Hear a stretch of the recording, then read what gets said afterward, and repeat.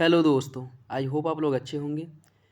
साथियों, हम लोग यूपी पीसीएस 2023 के लिए प्रैक्टिस सेट सॉल्व कर रहे थे और यह इस श्रृंखला का छठा प्रैक्टिस सेट है, जिसके अंतर्गत हम लोग समान अध्ययन के 150 महत्वपूर्ण प्रश्नों को डिस्कस करेंगे। यदि आप लोग चैनल पर नए हैं तो सब्सक्राइब कर लीजिए और बेल आइकन को प्रेस कर लीजिए।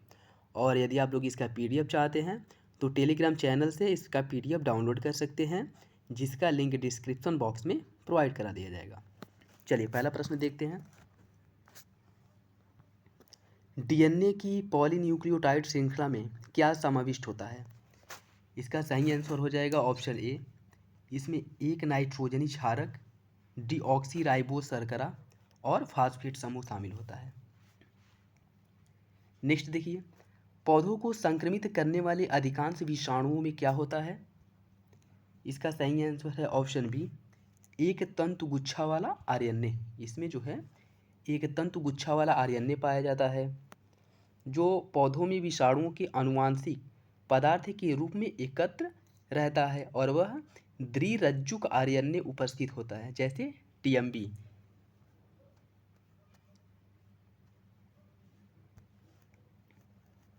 टीएमबी जो तंबाकू में पाया जाता है, टोबैको मोजैक वायरस, वह इसका एक उदाहरण है। नेक्स्ट देखिए, मान लीजिए एक प्रतिरोध आर वोल्टता वी लगाते हैं, प्रतिरोध में ऊर्जा क्षय पी है।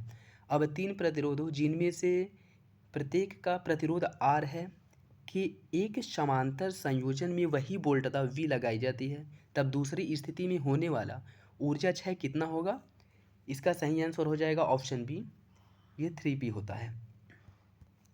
नेक्स्ट, डीएनए के एक तंतुगुच्छ स्ट्रैंड में आरएनए में आनुवांशिक सूचना के प्रतिरूपण की प्रक्रिया क्या कहलाती है? इसे कहा जाता है अनुलेखन।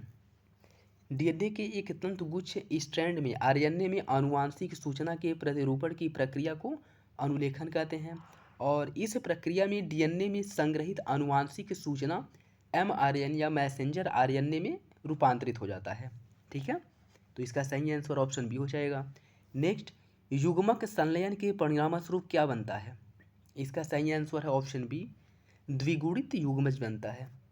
दो अगुणित युग्मकों के संलयन से जीवों में द्विगुणित युग्मनज बनते हैं, जो कोशिका विभाजन द्वारा भ्रूण का निर्माण करते हैं। नेक्स्ट, एड्स का कारण यूमिनो डिफिशियंसी सिंड्रोम वायरस या एचआईवी वायरस होता है। यह एचआईवी वायरस संक्रमण का पारगमन किसके माध्यम से होता है? ऑप्शन देखिए, संदूषित भोजन एवं जल संग्रहण करने से, संदूषित रक्त एवं उत्पादों के संचरण से, प्रदूषित हवा में सांस लेने से, संक्रमित व्यक्ति से हाथ मिलाने से। बताइए किस माध्यम से फैलता है?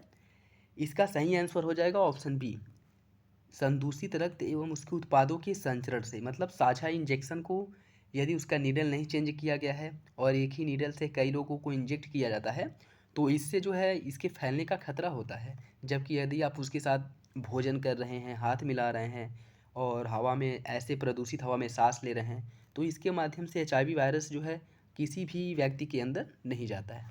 ठीक है, नेक्स्ट देखिए, मसूड़ों से रक्तस्राव, दांतों का गिरना, अस्थियों का भंगुर होना एवं घाव भरने में देरी निम्नलिखित में से किस विटामिन की कमी से होती है? इसका सही आंसर है option option option A, vitamin C. देखिए, विटामिन सी की कमी के कारण मानव में मसूड़ों से रक्तस्राव, दांतों का गिरना, अस्थियों का भंगुर होना एवं घाव भरने में देरी आदि लक्षण प्रकट होने लगते हैं और यह सभी स्कर्वी रोग के लक्षण हैं। नेक्स्ट देखिए, निम्नलिखित में से कौन सा एक अर्धचालक नहीं है? सिलिकॉन, जर्मेनियम, क्वार्ज और गैलियम आर्सेनाइड। इसका सही आंसर बताइए क्या है? इसका सही आंसर हो जाएगा ऑप्शन सी, क्वार्ज जो है यह एक अर्धचालक नहीं है, जबकि सिलिकॉन, जर्मेनियम और गैलियम आर्सेनाइड यह अर्धचालक हैं।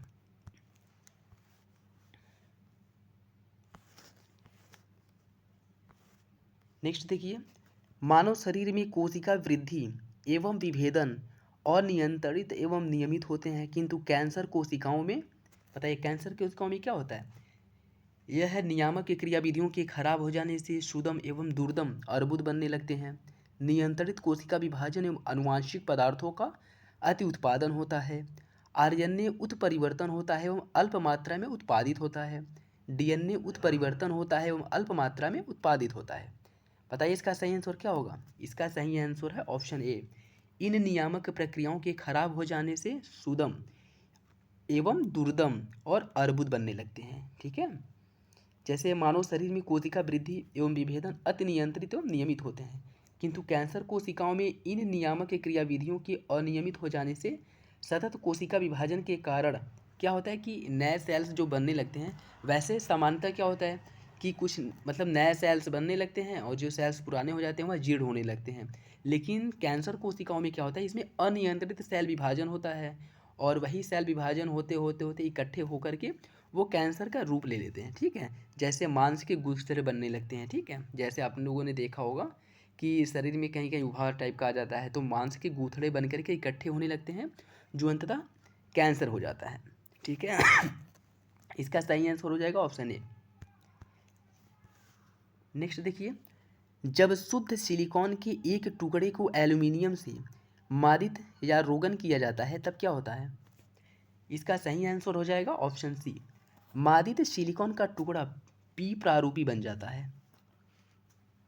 नेक्स्ट, एक समांतर पट्टिका संधारित्र जिसकी पट्टिकाओं के बीच में हवा है, इसकी धारिता सी है। अब संधारित्र की दो पट्टिकाओं के बीच के स्थान को एक परावैद्युत जिसका परावैद्युतांक 7 है इससे भरा जाता है, तब धारिता की मान क्या होगी? इसका जो सही आंसर है साथियों वो हो जाएगा ऑप्शन सी, ये हो जाएगा 7C। नेक्स्ट, निम्नलिखित में से किसका संगति केंद्र वस्तु के बाहर होता है? इसका सही आंसर है ऑप्शन बी, रिंग वलय का। किसी वस्तु में वह बिंदु जिस पर उसका संपूर्ण द्रव्यमान केंद्रित रहता है वस्तु का संगति केंद्र कहलाता है। रिंग वलय में संगति केंद्र वस्तु के बाहर होता है क्योंकि रिंग वलय खोखला होता है। ठीक है, और फाउंटेन पेन, क्रिकेट के गेंद एवं पुस्तक का जो संगति केंद्र है वह वस्तु के अंदर होता है। ठीक, तो इसका सही आंसर हो जाएगा ऑप्शन सी। नेक्स्ट, किसी परमाणु के लिए प्लम पुडिंग मॉडल किसके द्वारा दिया गया था? इसका सही आंसर है ऑप्शन डी, जे थॉमसन द्वारा। जे थॉमसन ने परमाणु संरचना से संबंधित एक मॉडल बनाया जो कि क्रिसमस या प्लम पुडिंग के समान था, यद्यपि यह मॉडल परमाणु की विद्युत उदासीनता को स्पष्ट करता था। ठीक है, इसका सही आंसर ऑप्शन डी हो जाएगा। नेक्स्ट, निम्नलिखित में से किस राज्य में लोकटक झील स्थित है? इसका सही आंसर है ऑप्शन सी, लोकटक झील है मणिपुर में और यहीं पे पाया जाता है। एक कैबुल लामजाओ झील है स्थित है जो विश्व का एक तैरता हुआ, कह सकते हैं कि विश्व का तैरता हुआ एक पार्क है या फिर से वो है, क्या बोलते हैं, वन है।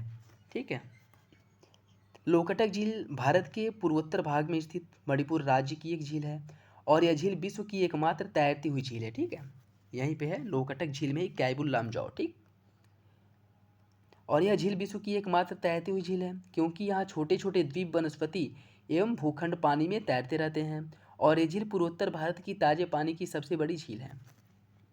और इसमें भी यह पूछ लेता है कि वहाँ पे छोटे छोटे जैसे झील के अंदर ही ना तैरते हुए छोटे छोटे घर बनाए गए हैं, उन घरों को फुमड़ी कहा जाता है। ठीक है, वो भी पूछ लेता है कभी कभी, तो याद रखिएगा।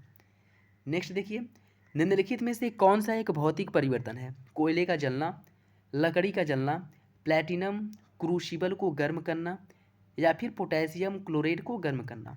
इसका सही आंसर हो जाएगा ऑप्शन सी, प्लैटिनम क्रूसिबल को गर्म करना एक भौतिक परिवर्तन है, जबकि कोयले का जलना, लकड़ी का जलना और पोटेशियम क्लोराइड को गर्म करना यह रासायनिक परिवर्तन है।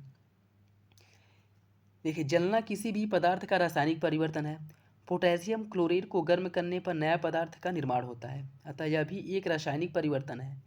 प्लैटिनम क्रूसिबल को गर्म करना एक भौतिक परिवर्तन है। ठीक है, नेक्स्ट देखिए, सोडियम 23 के 46 ग्राम में परमाणुओं की संख्या कितनी है? इसका सही आंसर हो जाएगा ऑप्शन सी, 2N। नेक्स्ट देखिए, कुल शस्य क्षेत्रफल से वास्तविक बुआई क्षेत्र के अनुपात को क्या कहा जाता है? इसका सही आंसर ऑप्शन ए, शस्य गहनता। कुल शस्य क्षेत्रफल से वास्तविक बुआई के क्षेत्र के अनुपात को शस्य गहनता कहा जाता है। बहुआशुत जल के एक नमूने का पीएच मान कितना होता है? इसका सही आंसर है ऑप्शन डी, 7 के अति निकट होता है।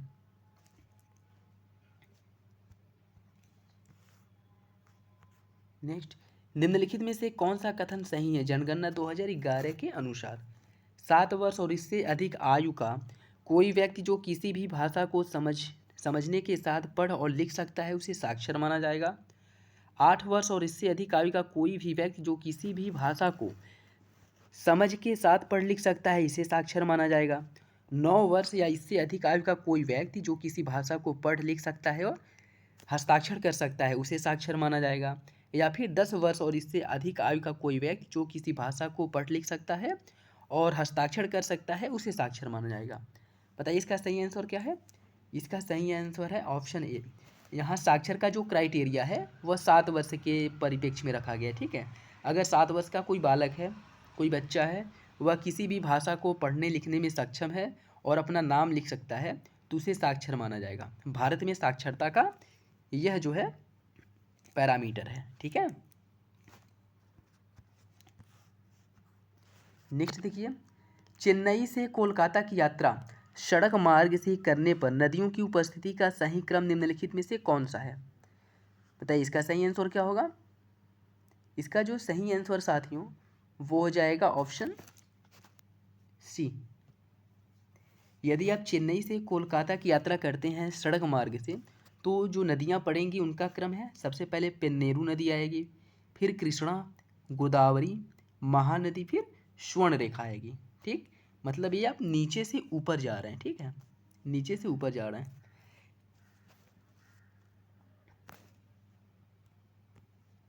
नेक्स्ट, किसी तत्व का सर्वाधिक अभिलाक्षणिक गुणधर्म निम्नलिखित में से कौन सा होता है?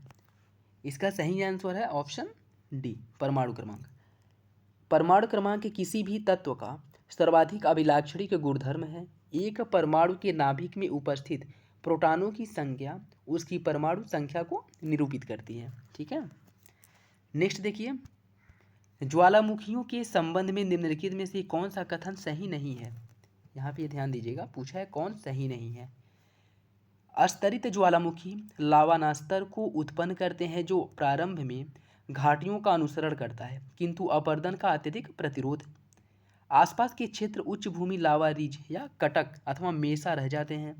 हवाई गुंबदी ज्वालामुखी धाराओं द्वारा अपर्दित होते हैं जिससे खड़ी ढलान के शीर्ष वाली गहरी उत्कीर्ण घाटियों का निर्माण होता है।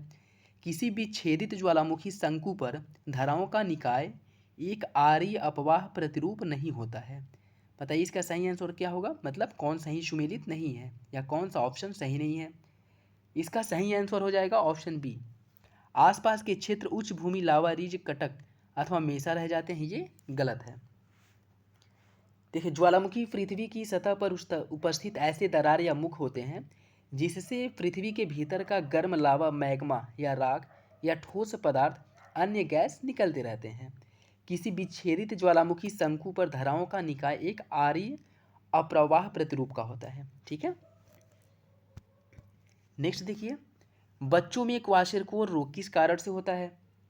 इसका सही आंसर है ऑप्शन बी, आहार में कार्बोहाइड्रेट और वसा की पर्याप्त मात्रा किंतु प्रोटीन की कमी, यानी कार्बोहाइड्रेट की मात्रा है लेकिन उसमें प्रोटीन की कमी है तो बच्चों में क्वाशरकोर नामक रोग हो जाता है।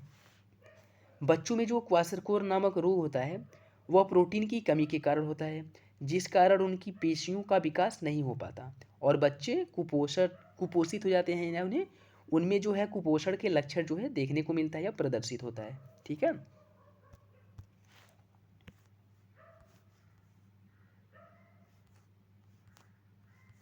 नेक्स्ट देखिए, ऐसे विद्युत चुंबकीय विकिरणों पर विचार कीजिए जिनके तरंगदैर्घ्य 200 नैनोमीटर, 500 नैनोमीटर और 1000 नैनोमीटर है। निम्नलिखित में से कौन सा तरंगदैर्घ्य मानव नेत्र की दृष्टि अनुभूति दे सकता है? 200 नैनोमीटर और 500 नैनोमीटर वाला, 500 नैनोमीटर और 1000 नैनोमीटर का, केवल 500 नैनोमीटर या फिर 200 नैनोमीटर और 1000 नैनोमीटर। बताइए इसका सही आंसर क्या होगा?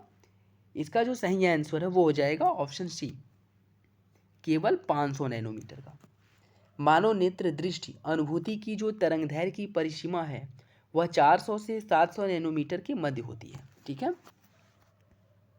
नेक्स्ट देखिए, पादप वर्धन नियंत्रक भिन्न रासायनिक संरचनाओं के छोटे साधारण अणु होते हैं। यह क्या है?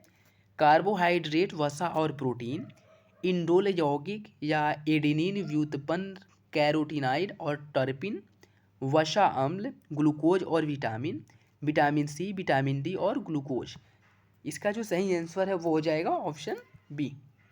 यह इंडोल यौगिक, एडेनिन व्युत्पन्न और कैरोटीनाइड और टर्पिन होते हैं। देखिए, सभी पादप हार्मोन इंडोल यौगिक, एडेनिन व्युत्पन्न, कैरोटीनाइड एवं टर्पिन के व्युत्पन्न होते हैं, जैसे ऑक्सिन, जिबरेलिन, साइटोकाइनिन आदि महत्वपूर्ण हैं या कह सकते हैं इसके उदाहरण हैं। नेक्स्ट, मैमेलियन हृदय पेशीजनक है और यह तंत्रिकाओं द्वारा नियंत्रित होता है। हृदय स्पंदन कहाँ से प्रारंभ होता है? इसका जो सही आंसर है वो हो जाएगा ऑप्शन ए, कोटरालिंद नोड से। कोटरालिंद नोड से हृदय स्पंदन जो है वो प्रारंभ होता है। हृदय में स्पंदन सीरा आलिंद या कोटरालिंद नोड SA नोड से प्रारंभ होता है तथा तंत्रिकाओं द्वारा पूरे हृदय में फैलता है। इसे हृदय का पेसमेकर भी कहा जाता है। ठीक है, इसे हृदय का पेसमेकर भी कहा जाता है जो SA नोड से प्रारंभ होता है। SA नोड से प्रारंभ होता है। ठीक है, नेक्स्ट, वर्षा के किसी दिन इंद्रधनुष के दिखाई पड़ने के लिए कौन सी प्रकाशीय घटना मुख्य रूप से उत्तरदायी होती है? विवर्तन, व्यतिकरण, विक्षेपण या परावर्तन। इसका जो सही आंसर है वो हो जाएगा ऑप्शन सी, विक्षेपण बल के कारण जो है या विक्षेपण इसकी गुण के कारण जो इंद्रधनुष बनता है उसका महत्वपूर्ण कारण होता है विक्षेपण। ठीक है, प्रकाश के वर्ण विक्षेपण की परिघटना के कारण इंद्रधनुष का निर्माण होता है। प्रोजेक्ट टाइगर के संबंध में निम्नलिखित में से कौन सा कथन सही नहीं है? इसे 1973 में भारत में प्रारंभ किया गया था। इस परियोजना का उद्देश्य प्राकृतिक वास और बाघों की प्राकृतिक विरासत के रूप में उसी स्थान पर उसे सुरक्षित रखना। इस परियोजना ने भारत में बाघों की जीवनक्षम आबादी को सुनिश्चित किया। भारत के पूर्वोत्तर भाग में कोई टाइगर रिजर्व नहीं है। पता है इसका सही आंसर क्या है? इसका सही आंसर है ऑप्शन डी, जो कि गलत है। पूर्वोत्तर भाग में अगर टाइगर रिजर्व की बात करें तो बाघों की जो घटती संख्या को देखते हुए 1973 में प्रोजेक्ट टाइगर की शुरुआत की गई थी और इस परियोजना के अंतर्गत बाघों के प्राकृतिक वास एवं उन्हें प्राकृतिक धरोहर के रूप में सुरक्षित रखने पर बल दिया गया था, जिसके अंतर्गत बाघों की आबादी को सुनिश्चित रखने पर भी बल दिया गया। और कुछ महत्वपूर्ण टाइगर रिजर्व जैसे असम में मानस है, मेघालय में नोकरेक है और अरुणाचल प्रदेश में नामदफा है और मध्य प्रदेश में पेंच, कान्हा, केरल में पेरियार, यह महत्वपूर्ण है। और क्या कह रहा है कि पूर्वोत्तर में नहीं है, तो पूर्वोत्तर की बात करें तो मानस जो असम में है पूर्वोत्तर में ही है, नोकरेक मेघालय ये भी असम वहाँ मेघालय में है पूर्वोत्तर में, और नामदफा अरुणाचल प्रदेश ये भी पूर्वोत्तर भाग में ही है। ठीक है, तो डी ऑप्शन गलत हो जाएगा, बाकी ऊपर की तीनों ऑप्शन सही हैं। नेक्स्ट, निम्नलिखित में से कौन सा जीवमंडल संरक्षित क्षेत्र भारत में नहीं है? अगस्त्य मलाई, नोकरेक, ग्रेट निकोबार और ग्रेट हिमालय। बताइए इसका सही आंसर क्या है? इसका जो सही आंसर साथियों वो हो जाएगा option D, great Himalaya Bharat में नहीं है। भारत में अब तक कुल 18 जो है संरक्षित जीवमंडल केंद्र हैं और यह व्यापक स्तर पर प्राकृतिक वास को सुरक्षित करते हैं। कुछ महत्वपूर्ण संरक्षित जीवमंडल जैसे नोकरेक मेघालय में, अगस्त्य मलाई जो है वह केरल तमिलनाडु वाले क्षेत्र में है, ग्रेट निकोबार जो है यह अंडमान निकोबार द्वीप समूह पर स्थित है, शिमलीपाल उड़ीसा में है, मानस असम में है, सुंदरबन पश्चिम बंगाल में, जबकि ग्रेट हिमालय संरक्षित जीवमंडल क्षेत्र नहीं है। ठीक है, नेक्स्ट देखिए, शीतकालीन अयनांत के संबंध में निम्नलिखित में से कौन सा कथन सही है? दक्षिणी ध्रुव पर 24 घंटे अंधेरा छाया रहता है, यहाँ 21 जून को होता है, और उत्तरी ध्रुव पर 24 घंटे अंधेरा छाया रहता है। दिन और रात की सर्वाधिक लंबी अवधि विषुवत रेखा पर होती है। बताइए इसका सही आंसर क्या होगा? इसका जो सही आंसर साथियों वो हो जाएगा ऑप्शन सी, उत्तरी ध्रुव पर 24 घंटे अंधेरा छाया रहता है, यह गलत है, बाकी तीनों सही हैं। देखिए, शीतकालीन अयनात एक खगोलीय परिघटना है जो एक वर्ष में दिन बहुत कम समय या एक रात बहुत लंबी होती है। शीतकालीन जो अयनात है वह उत्तरी गोलार्ध में होता है, जो 21 दिसंबर को होता है, और उत्तरी ध्रुव पर 24 घंटे अंधेरा छाया रहता है। ठीक है, तो इसका जो सही आंसर वो हो जाएगा ऑप्शन सी। नेक्स्ट देखिए, भारतीय रेलवे के संबंध में निम्नलिखित में से कौन सा कथन सही नहीं है? संपूर्ण कोकण तट पर भारतीय रेल का नेटवर्क विकसित हो चुका है। हिमालय क्षेत्र में रेलवे लाइनों की सघनता बहुत कम है। उत्तर भारत के मैदानी क्षेत्र में रेलवे का नेटवर्क सघन है। वर्तमान में भारत के पास विश्व का सबसे बड़ा रेल नेटवर्क है। बताइए कौन सही सुमेलित नहीं है? इसका जो सही आंसर है वो हो जाएगा ऑप्शन डी। इसमें क्या कहा गया है कि वर्तमान समय में भारत के पास विश्व का सबसे बड़ा रेलवे नेटवर्क है, जो कि गलत है। बाकी तीनों ऑप्शन सही हैं। विश्व का सबसे बड़ा रेलवे नेटवर्क जो है वो अमेरिका का है, फिर चाइना का, रूस का, फिर भारत का है। मतलब भारत जो है रेलवे नेटवर्क के मामले में चौथे पायदान पे या चौथे स्थान पे आता है। नेक्स्ट क्वेश्चन देखिए, उष्णकटिबंधीय सदापड़ी वर्षावन जीवोम वनस्पति एवं प्राणियों की वृद्धि के लिए अनुकूल पर्यावरणीय अवस्थाएं प्रदान करता है। इस संबंध में निम्नलिखित में से कौन सा कथन सही नहीं है? इसमें वर्ष भर भारी वर्षा होती है एवं उच्च तापमान बना रहता है। इस जीवोम को मेगा थर्मल बायोम भी कहते हैं। सदापड़ी वर्षावन जीवोम 10 नॉर्थ और 10 साउथ मतलब अक्षांशों के मध्य पाए जाते हैं। इस जीवोम का अधिकतम विकास मध्य एवं दक्षिणी कैलिफोर्निया तथा अफ्रीका के उत्तर पश्चिम तटीय क्षेत्रों में पाया जाता है। बताइए कौन सही सुमेलित नहीं है या कौन सा ऑप्शन गलत है? गलत पूछा है, तो इसका जो सही आंसर है वो हो जाएगा ऑप्शन डी, क्योंकि उष्णकटिबंधीय सदापड़ी वर्षावन जीवोम वनस्पति एवं प्राणियों की वृद्धि के लिए अनुकूल पर्यावरणीय दशाएं प्रदान करता है, और इस क्षेत्र का जो अधिकतम विकास है वह भूमध्य रेखा के आसपास हुआ है, न कि उत्तर पश्चिमी तटीय क्षेत्रों में। ठीक है, नेक्स्ट देखिए, भूमध्य सागरीय कृषि के संबंध में निम्नलिखित कथनों पर विचार कीजिए। भूमध्य सागरीय कृषि अतिवृष्टि वाणिज्यिक कृषि है। यह सघन जीवन निर्वाह कृषि है जिसमें आर्द्र धान की खेती की जाती है या उसकी प्रधानता होती है। यह एक पुरातन जीवन निर्वाह कृषि है। अंगूरोत्पादन भूमध्य सागरीय क्षेत्र की एक विशेषता है। बताइए इसका सही आंसर क्या होगा? केवल 1, 2 और 3, केवल 1 और 4, 1, 3 और 4। इसका जो सही आंसर साथियों वो हो जाएगा ऑप्शन सी, 1 और 4। भूमध्य सागरीय कृषि जो है वह अति विशिष्ट वाणिज्यिक कृषि का एक प्रारूप है या प्रकार है, जिसके अंतर्गत खट्टे फलों जैसे अंगूर इसके उत्पादन पर विशेष ध्यान दिया जाता है। उच्च किस्म के अंगूरों का उत्पादन यहाँ की विशेषता है, और फलों के अतिरिक्त सब्जियों एवं फूलों की भी खेती यहाँ पे की जाती है। और यह सघन निर्वाह क्षेत्र नहीं है, यहाँ आर्द्र धान की खेती नहीं होती है, और यह आधुनिक जीवन निर्वाह कृषि न होकर के एक पुरातन कृषि है। मतलब ये कह रहा है कि यह आधुनिक जीवन निर्वाह कृषि है, न कि पुरातन। मतलब यह पुरातन कृषि का उदाहरण नहीं है, यह आधुनिक जीवन निर्वाह कृषि का उदाहरण है। ठीक है, तो इसका सही आंसर हो जाएगा 1 और 4। नेक्स्ट देखिए, समुद्र के नीचे रिएक्टर स्केल पर 7.5 से अधिक का भूकंप आने की घटना को सुनामी लहर कहते हैं, और इस संबंध में निम्नलिखित में से कौन सा कथन सही नहीं है? यदि इसके नीचे 7.5 से अधिक भूकंप आता है तो इसे क्या कहते हैं? सुनामी कहते हैं। और इसमें पूछ रहा है कौन सा ऑप्शन सही नहीं है।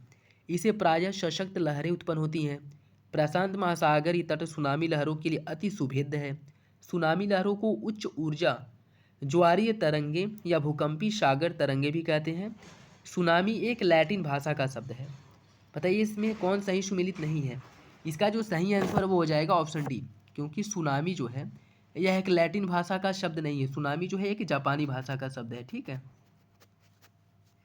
सुनामी एक जापानी भाषा का शब्द है।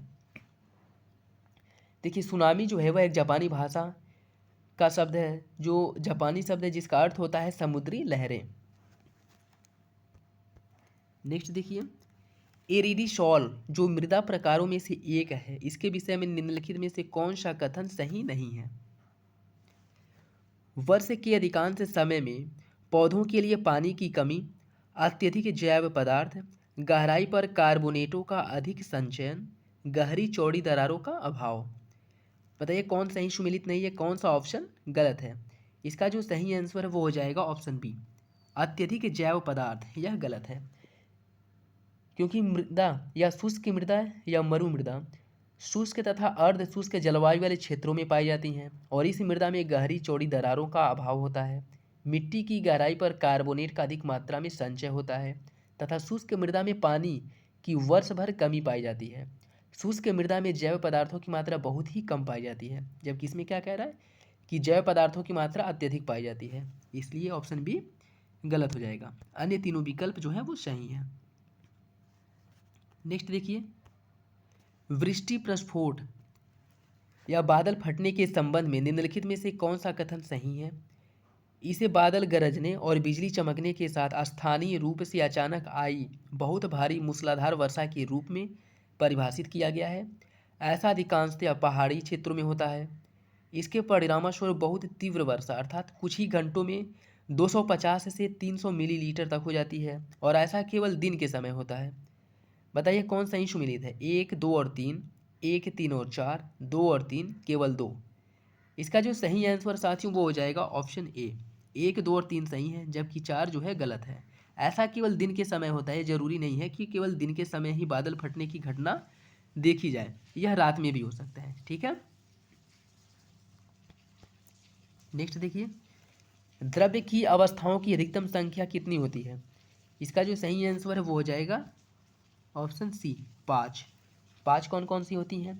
द्रव्य की 3 प्रमुख अवस्थाएं ठोस, द्रव और गैस होती हैं और आधुनिक खोज के आधार पर 2 और अवस्थाएं खोजी गई हैं, जिसमें एक प्लाज्मा और बोस आइंस्टीन कंडेंसेट है। ठीक है, तो ये भी याद रखिएगा, एक प्लाज्मा है और दूसरा बोस आइंस्टीन कंडेंसेट है। अतः द्रव्य की अब कितनी अवस्थाएं हो गई हैं? 5 हो गई हैं। ठीक, तो यह इंपॉर्टेंट है, याद रखिएगा।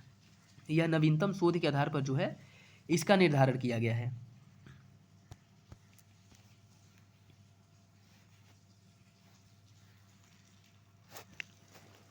नेक्स्ट देखिए, जेट प्रवाह जो एक ऊपरी स्तर की क्षोभमंडलीय तरंग है, इसके संदर्भ में निम्नलिखित में से कौन सा कथन सही नहीं है? यह उच्च वेग वायु का एक संकीर्ण बैंड है। यह 8 किलोमीटर से 15 किलोमीटर की ऊंचाई पर क्षोभ सीमा के निकट तरंग पथ का अनुसरण करता है। लंबी दूरियों पर जेट प्रवाहों में एक विशेष प्रकार की संतता होती है। ग्रीष्मकाल में ध्रुवीय वाताग्र जेट अपना अधिकतम बल प्राप्त कर लेते हैं। बताइए कौन सा ऑप्शन गलत है? इसका सही आंसर हो जाएगा ऑप्शन डी, ग्रीष्मकाल में ध्रुवीय वाताग्र जेट अपना अधिकतम बल प्राप्त कर लेते हैं। यह ऑप्शन गलत है। ऊपर के अन्य तीनों विकल्प सही हैं। जैसे ठंडे वाताग्र के साथ अधिक ऊंचाई की हवाएं जेट प्रवाह कहलाती हैं और यह घटना क्षोभमंडल में होती है। जेट प्रवाह एक क्षोभमंडलीय तरंग है और इसका वेग वायु एवं संकीर्ण बैंड होता है और यह 8 से 15 किलोमीटर की ऊंचाई पर क्षोभ सीमा के निकट तरंग पथ का अनुसरण करता है और लंबी दूरियों के जेट प्रवाहों में एक विशेष प्रकार की संतता होती है। लेकिन ग्रीष्मकाल में ध्रुवीय वाताग्र जेट अपना अधिकतम बल प्राप्त नहीं करता है। इसका यह जो अपना अधिकतम बल प्राप्त करता है वह शीत ऋतु में प्राप्त करता है, न कि ग्रीष्म ऋतु में। ठीक है, नेक्स्ट देखिए, रैंड-जॉर कहाँ की मुद्रा है? बुरुंडी, लीबिया, सूडान या दक्षिण अफ्रीका? यह जो है साउथ अफ्रीका की मुद्रा है। रैंड दक्षिण अफ्रीका की मुद्रा है तथा जार दक्षिण अफ्रीका का मुद्रा कोड है। नेक्स्ट देखिए, गल्फ स्ट्रीम अटलांटिक महासागर में एक ध्रुवाभिमुख प्रवाहित धारा है। इस संबंध में निम्नलिखित में से कौन सा कथन सही नहीं है? यह उत्तरी प्रशांत महासागर की क्यूरोशिवो धारा के समान है। यह गर्म उष्णकटिबंधीय जल को ध्रुवीय क्षेत्रों की ओर ले जाती है। यूएसए के पूर्वी तट के पास के मौसम के लिए यह धारा एक मुख्य कारक है। गल्फ स्ट्रीम का ऊष्मा जल पश्चिमी प्रशांत महासागरीय तट की प्रवाल भित्तियों को बनाए रखता है। बताइए इसमें कौन सही सुमेलित नहीं है, कौन सा ऑप्शन गलत है? इसका सही आंसर हो जाएगा ऑप्शन डी, जिसमें कहा गया है कि गल्फ स्ट्रीम उष्ण जल पश्चिमी प्रशांत महासागरीय तट की प्रवाल भित्तियों को बनाए रखता है? यह ऑप्शन गलत है, क्योंकि गल्फ स्ट्रीम जो है उत्तरी अटलांटिक महासागर में प्रवाहित होने वाली एक गर्म जलधारा है, और गल्फ स्ट्रीम का उष्ण जल पश्चिमी प्रशांत महासागर तट की प्रवाल भित्तियों को नहीं बनाए रखता है। इसके अतिरिक्त अन्य सभी विकल्प सही हैं। ठीक है, यह क्या करता है कि उष्ण जल जहाँ प्रवाहित होती हैं उन क्षेत्रों में प्रवाल भित्तियों का विकास अवरुद्ध होता है, न कि तेजी से होता है। तो डी ऑप्शन गलत हो जाएगा, अन्य तीनों विकल्प जो है वो सही हैं। नेक्स्ट देखिए, निम्नलिखित में से कौन सा बंदरगाह ज्वारनदमुख पर स्थित है? कांडला, मोर्मुगोवा, कोलकाता का हल्दिया या फिर तूतीकोरिन? इसका सही आंसर हो जाएगा ऑप्शन बी, मोर्मुगोवा बंदरगाह जो है यह ज्वारनदमुख पर स्थित है। देखिए, मोर्मुगोवा बंदरगाह जुबेरी मुहाने के प्रवेश द्वार पर स्थित गोवा का एक महत्वपूर्ण बंदरगाह है, और यह बंदरगाह ज्वारनदमुख पर स्थित है। नदी का जलमग्न मुहाना जहाँ जिस स्थल से आने वाले जल का सागरीय खारे जल का मिलन होता है उसे ज्वारनदमुख कहते हैं। जैसे देख लीजिए, इधर पश्चिमी साइड में जो भी नदियाँ जैसे अपना मुहाना बनाती है किसमें, अरब सागर में, वह जो है ज्वारनदमुख या एस्चुअरी का निर्माण करती हैं, जबकि बंगाल की खाड़ी में जो नदियाँ अपना जल प्रवाहित करती हैं वह डेल्टा का निर्माण करती हैं। ठीक है, ये भी याद रखिएगा। नेक्स्ट देखिए, निम्नलिखित में से कौन सा कथन सही नहीं है? किसी कैथोड किरण विसर्जन नलिका में कैथोड किरणें कैथोड से उत्पन्न होती हैं और एनोड की तरफ गति करती हैं। टेलीविजन चित्र नलिकाएं और कुछ नहीं बल्कि कैथोड किरण नलिकाएं हैं। कैथोड किरणें स्वयं दृश्य नहीं होती हैं। कैथोड किरणों की विशेषताएं कैथोड किरण नलिका में उपस्थित गैस की प्रकृति पर निर्भर करता है। बताइए कौन सही नहीं है? इसका सही आंसर हो जाएगा ऑप्शन डी। ऑप्शन डी जो है वो गलत है। कैथोड किरणें जो हैं वह स्वयं दिखाई नहीं देती हैं, परंतु इनके व्यवहार को गैसों तथा कुछ स्फुरिदित तथा प्रतिदीप्त पदार्थों की उपस्थिति में देखा जा सकता है, जैसे टेलीविजन चित्र में। ठीक है, तो ये जो है गलत हो जाएगा। नेक्स्ट देखिए, सल्फ्यूरिक अम्ल का आणविक द्रव्यमान 98 है। यदि 1 लीटर विलयन बनाने के लिए पानी में 49 ग्राम अम्ल घोला जाता है तो अम्ल की प्रबलता क्या होगी? इसका सही आंसर है option C, 0.5 norm. 0.5 norm. Next देखिए, प्रायद्वीपीय भारत के चीनी उद्योग के बारे में निम्नलिखित में से कौन सा सही नहीं है? गन्ने का प्रति हेक्टेयर उच्च उत्पादन, उच्चतम सुक्रोज अंश, लंबी पेराई। प्रायद्वीप में अधिकांश मिलें मुख्यतः पूर्वी तट के समीप स्थित हैं। इसमें जो गलत है वो हो जाएगा ऑप्शन डी, बाकी तीनों सही हैं। जो प्रायद्वीपीय भारत में गन्ना होता है उसकी प्रति हेक्टेयर उत्पादकता अधिक है, उसमें सुक्रोज का जो स्तर है या लेवल है वो अधिक पाया जाता है, और पेराई की अवधि जो है वह लंबी होती है, लेकिन इसके पूर्वी तट के समीप अधिक मिलें स्थित है, यह गलत है। क्योंकि प्रायद्वीपीय भारत चीनी उद्योग के लिए प्रसिद्ध है और इस क्षेत्र में प्रति हेक्टेयर गन्ने का उत्पादन अधिक होता है। गन्ने में सुक्रोज की उच्चतम मात्रा होती है, लंबी पेराई अवधि होती है, और प्रायद्वीपीय भारत में गन्ने की जो अधिकांश मिलें हैं वह उत्तरी तट के समीप स्थित हैं, न कि पूर्वी तट के। ठीक है, तो जो मिलें हैं वो कहाँ हैं? उत्तरी तट पे। नेक्स्ट, निम्नलिखित में से कौन सा कथन सही नहीं है? भारत का राष्ट्रीय पक्षी पैवी क्रिस्टोसस है। भारत का राष्ट्रीय फूल नेलुम्बो नुसिफेरा गैटर्न है।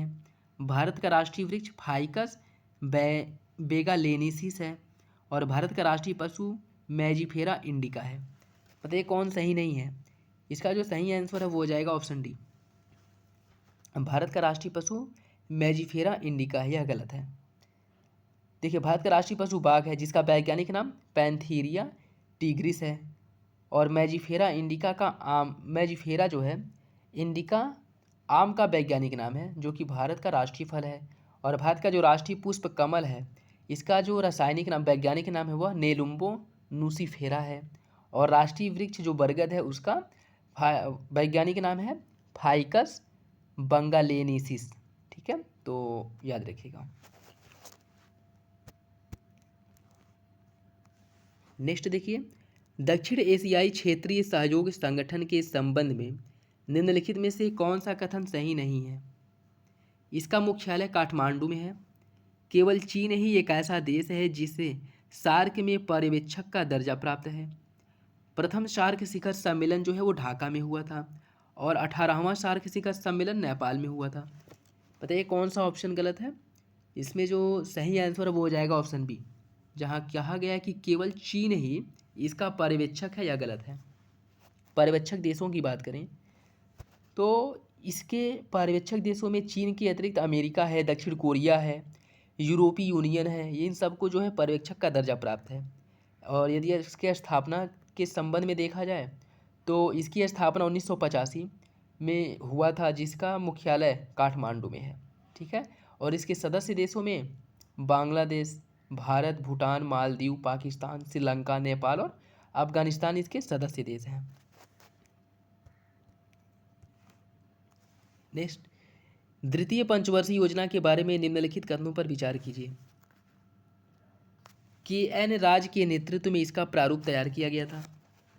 इसमें प्रस्ताव था कि बिजली, रेलवे, इस्पात, मशीनरी और संचार जैसे उद्योग पब्लिक सेक्टर में विकसित किए जाएं। प्रारूपकारों ने पाया कि उद्योग और कृषि में संतुलन बनाना बहुत कठिन है। प्रारूपकारों ने पाया कि उद्योग और कृषि में संतुलन बनाना वास्तव में आसान है। बताइए सही आंसर क्या है? केवल एक, एक और दो, दो और तीन, तीन और चार। इसका जो सही आंसर है वो हो जाएगा ऑप्शन सी। ऑप्शन 2 और 3 सही है, जबकि 1 और 4 गलत है। देखिए द्वितीय पंचवर्षीय योजना, जो द्वितीय पंचवर्षीय योजना जिसकी रूपरेखा PC महालनोबिस द्वारा बनाई गई थी, न कि एक KN राज द्वारा।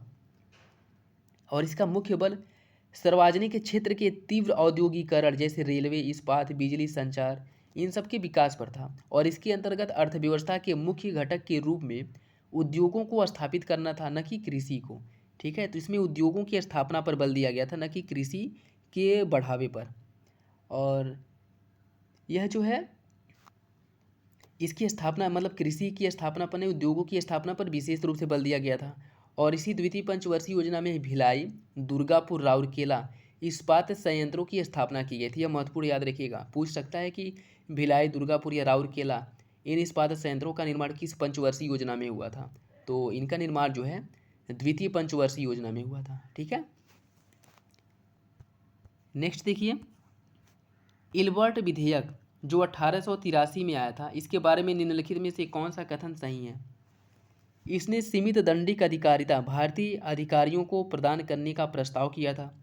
इसने संपूर्ण सिविल और दंडिक अधिकारिता भारतीय अधिकारियों को प्रदान करने का प्रस्ताव किया। इस प्रस्तावित विधेयक से भारत में रह रहे इंग्लैंड के यूरोपीय नागरिकों में विरोध उत्पन्न हुआ। विधेयक का विरोध होने के बावजूद भी इसे बिना किसी परिवर्तन के पारित किया गया। बताइए इसका सही आंसर क्या होगा? केवल 1 और 2, केवल 2, 1 और 3, या फिर 3 और 4? इसका जो सही आंसर है वो हो जाएगा ऑप्शन सी, 1 और 3 सही है। ठीक है, जबकि 2 और 4 गलत है। ये क्या कह रहा है कि इसमें संपूर्ण सिविल और दंडिक अधिकारिता भारतीय न्यायाधीशों को दिया गया था, यह गलत है। ठीक।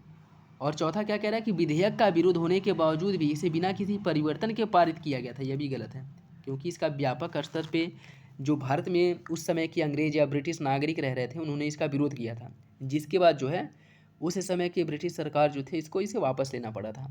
ठीक है।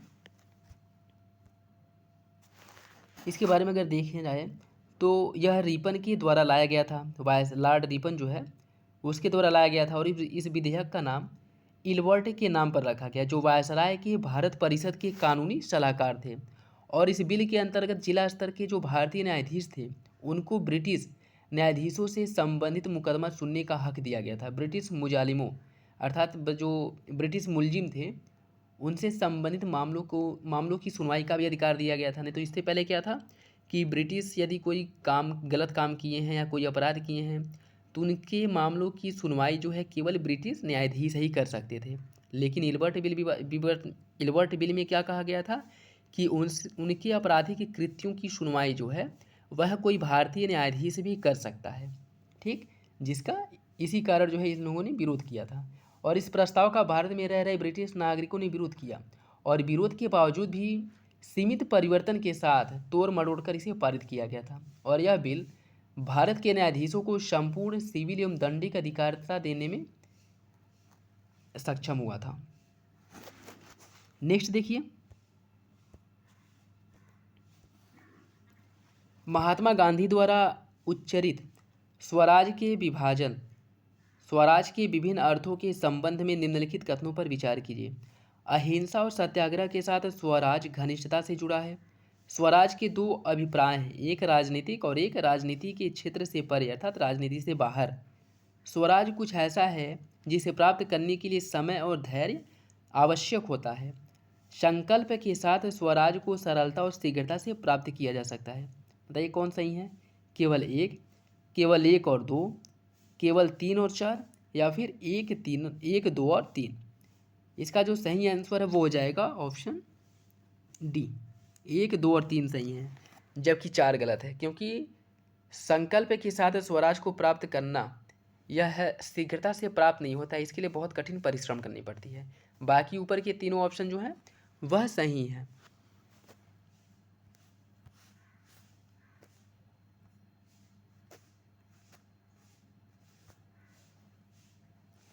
नेक्स्ट देखिए, महात्मा गांधी के तत्व विचार पर रचनात्मक प्रभाव क्या थे? गांधी जी ने 18वीं सदी के प्रणामी संप्रदाय से प्रभावित थे, जो एक अवस्थाओं या धर्मों की एकता का समर्थन करता था। गांधी जी ने देव विद्या के जानकारों जैसे जो उस समय के थियोसोफिस्ट थे, इनसे प्रभावित थे। गांधी जी वर्ड्सवर्थ जैसे स्वच्छंदवादियों रोमांटिक्स के लेखन के प्रशंसक थे। बताइए कौन सही है? एक और दो, दो और तीन, एक दो और तीन, या फिर केवल एक। इसका जो सही आंसर है वो हो जाएगा ऑप्शन सी, तीनों ऑप्शन जो है वह सही है। नेक्स्ट, बनारस हिंदू विश्वविद्यालय के शुभारंभ पर महात्मा गांधी के भाषण के संबंध में निम्नलिखित में से कौन सा कथन सही है? उन्होंने भारतीय प्रव्रजनों पर आरोप लगाया कि उनमें मजदूरी करने वाले गरीबों के प्रति चिंता का अभाव है। उन्होंने जोर देकर कहा कि हमारी मुक्ति केवल किसानों के द्वारा हो सकती है। उन्होंने अस्पृश्यों की दुर्दशा पर विशेष बल दिया। उन्होंने अहमदाबाद के मिल मालिकों के मामलों को उठाने का वचन दिया। बताइए कौन सही है? एक दो तीन और चार, केवल एक और दो, एक दो और तीन, या फिर तीन और चार। इसका जो सही आंसर है वो हो जाएगा ऑप्शन बी, एक और दो सही है, जबकि तीन और चार गलत है। क्योंकि अस्पृश्यों की दुर्दशा पर जो विशेष बल दिया था वह इसके बाद दिया था, और अहमदाबाद मिल मालिकों का इसमें जिक्र ही नहीं किया गया था। इसमें शायद जो है चंपारण की बात की गई थी। देखिए, 4 फरवरी 1916 को मदन मोहन मालवीय के नेतृत्व में बनारस हिंदू विश्वविद्यालय की स्थापना की गई थी, और महात्मा गांधी ने उद्घाटन समारोह के दौरान भाषण दिया था, और इसमें इन्होंने बल दिया था कि हमारी मुक्ति केवल किसानों से ही हो सकती है, न कि वकील, डॉक्टर, धनी, अभिजात्य वर्ग तथा जमींदारों द्वारा। उन्होंने भारतीय अभिजात्य वर्गों पर आरोप लगाया कि वे मजदूरी करने वाले गरीबों के प्रति चिंतित नहीं रहते, केवल उनका शोषण करते हैं, और यह आरोप उन्होंने विभिन्न स्थलों पर यात्रा करके किसानों की दयनीय स्थिति को देखकर लगाया था। ठीक है, नेक्स्ट देखिए, निम्नलिखित आयोगों को उनके गठन की तिथि के अनुसार कालानुक्रम व्यवस्थित कीजिए। द्वितीय प्रशासनिक सुधार आयोग, 11वीं वित्त आयोग, पुच्छी आयोग और सरकारी आयोग। देखिए, इसमें यदि हम बात करें द्वितीय प्रशासनिक सुधार आयोग की, तो यह आया था 2005 में। द्वितीय प्रशासनिक सुधार आयोग 2005 में आया था। 11वीं पंचवर्षीय योजना जो है यह 1998 में, यह आप लोग नोट कर लीजिएगा, इंपॉर्टेंट है। ठीक है, पुच्छी आयोग जो है इसका गठन हुआ था 2007 में, और सरकारी आयोग का जो गठन हुआ था वह हुआ था 1983 में। ठीक है, तो द्वितीय प्रशासनिक सुधार आयोग 2005, पुच्छी आयोग 2006, और 11वां वित्त आयोग 1998, सरकारी आयोग 1983।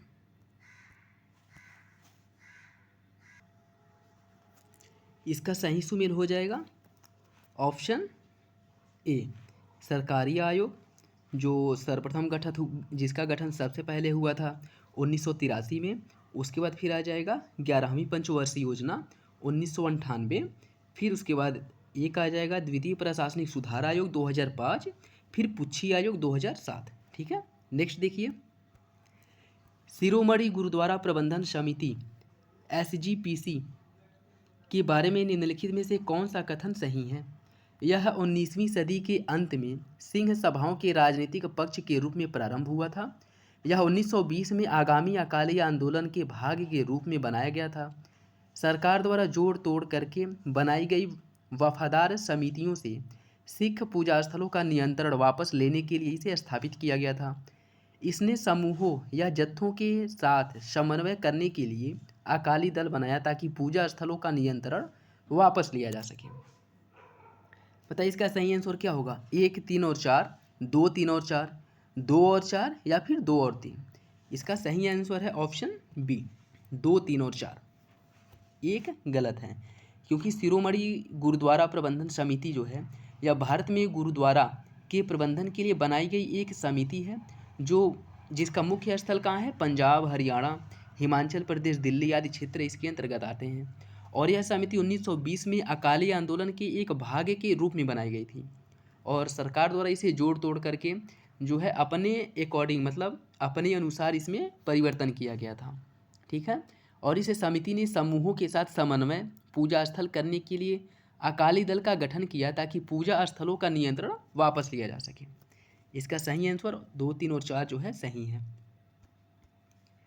नेक्स्ट देखिए,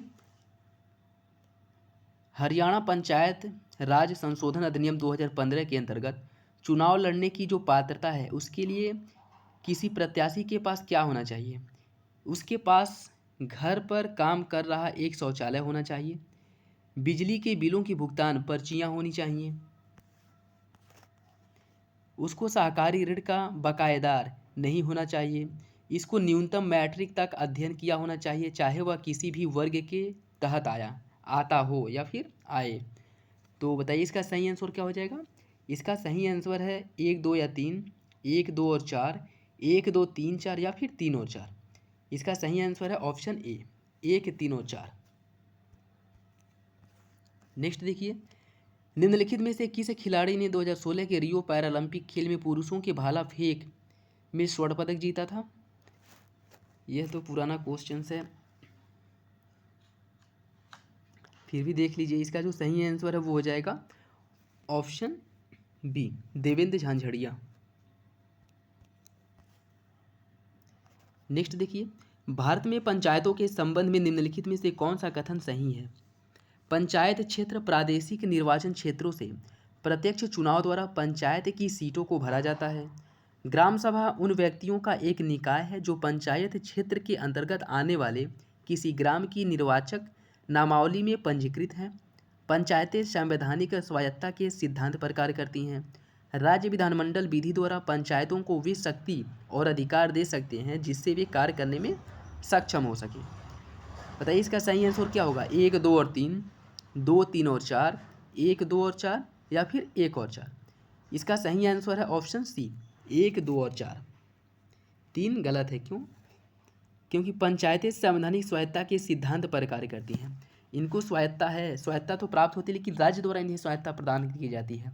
जैसे देखिए 1992 जो 73वें संविधान संशोधन द्वारा पंचायतों को जो है संवैधानिक दर्जा दिया गया था और पंचायती राज का इसमें वर्णन किया गया है। ग्राम स्तर पर जो है प्रत्यक्ष निर्वाचन द्वारा सदस्यों का चुनाव होता है और यह अधिनियम पंचायती राज की ग्राम सभा का प्रावधान करता है।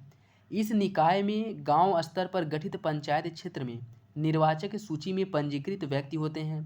राज्य विधानमंडल पंचायतों को आवश्यकता अनुसार ऐसी शक्तियां या अधिकार दे सकते हैं जिससे कि वह स्वशासन अवस्थाओं के रूप में कार्य कर सकें। पंचायतों को संवैधानिक स्वायत्तता के सिद्धांत के आधार पर कार्य करने का अधिकार नहीं दिया गया है।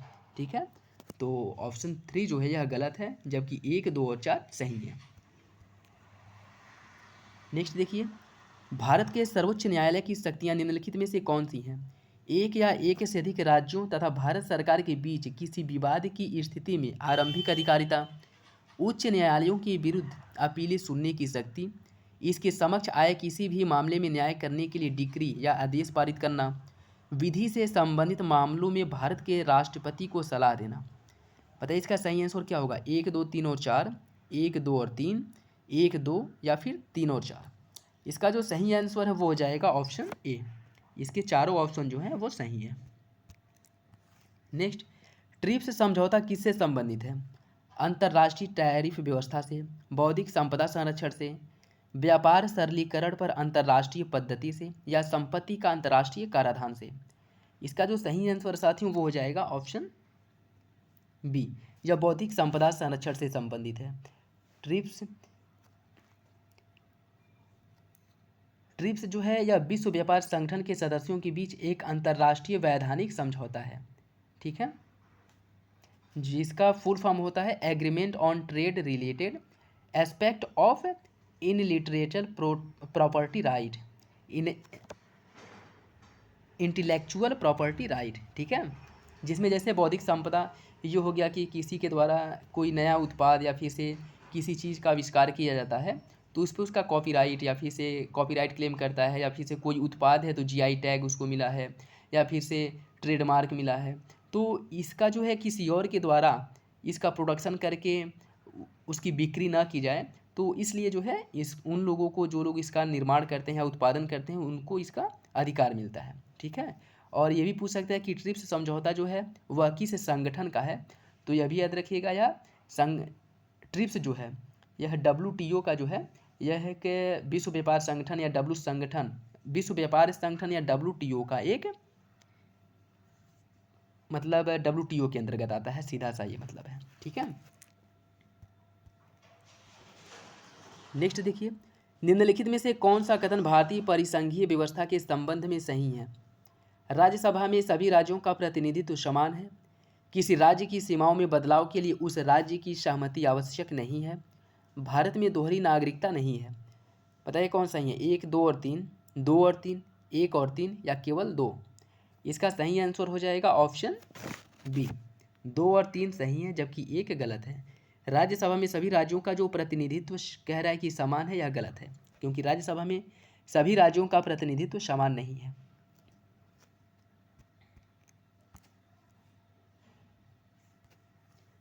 नेक्स्ट देखिए, निम्नलिखित में से कौन सा संघ सरकार की राजस्व प्राप्तियों का घटक नहीं है? निगमित कर प्राप्तियां, लाभांश तथा लाभ, विनिवेश प्राप्तियां या ब्याज प्राप्तियां। इसका सही आंसर है ऑप्शन सी, विनिवेश प्राप्तियां।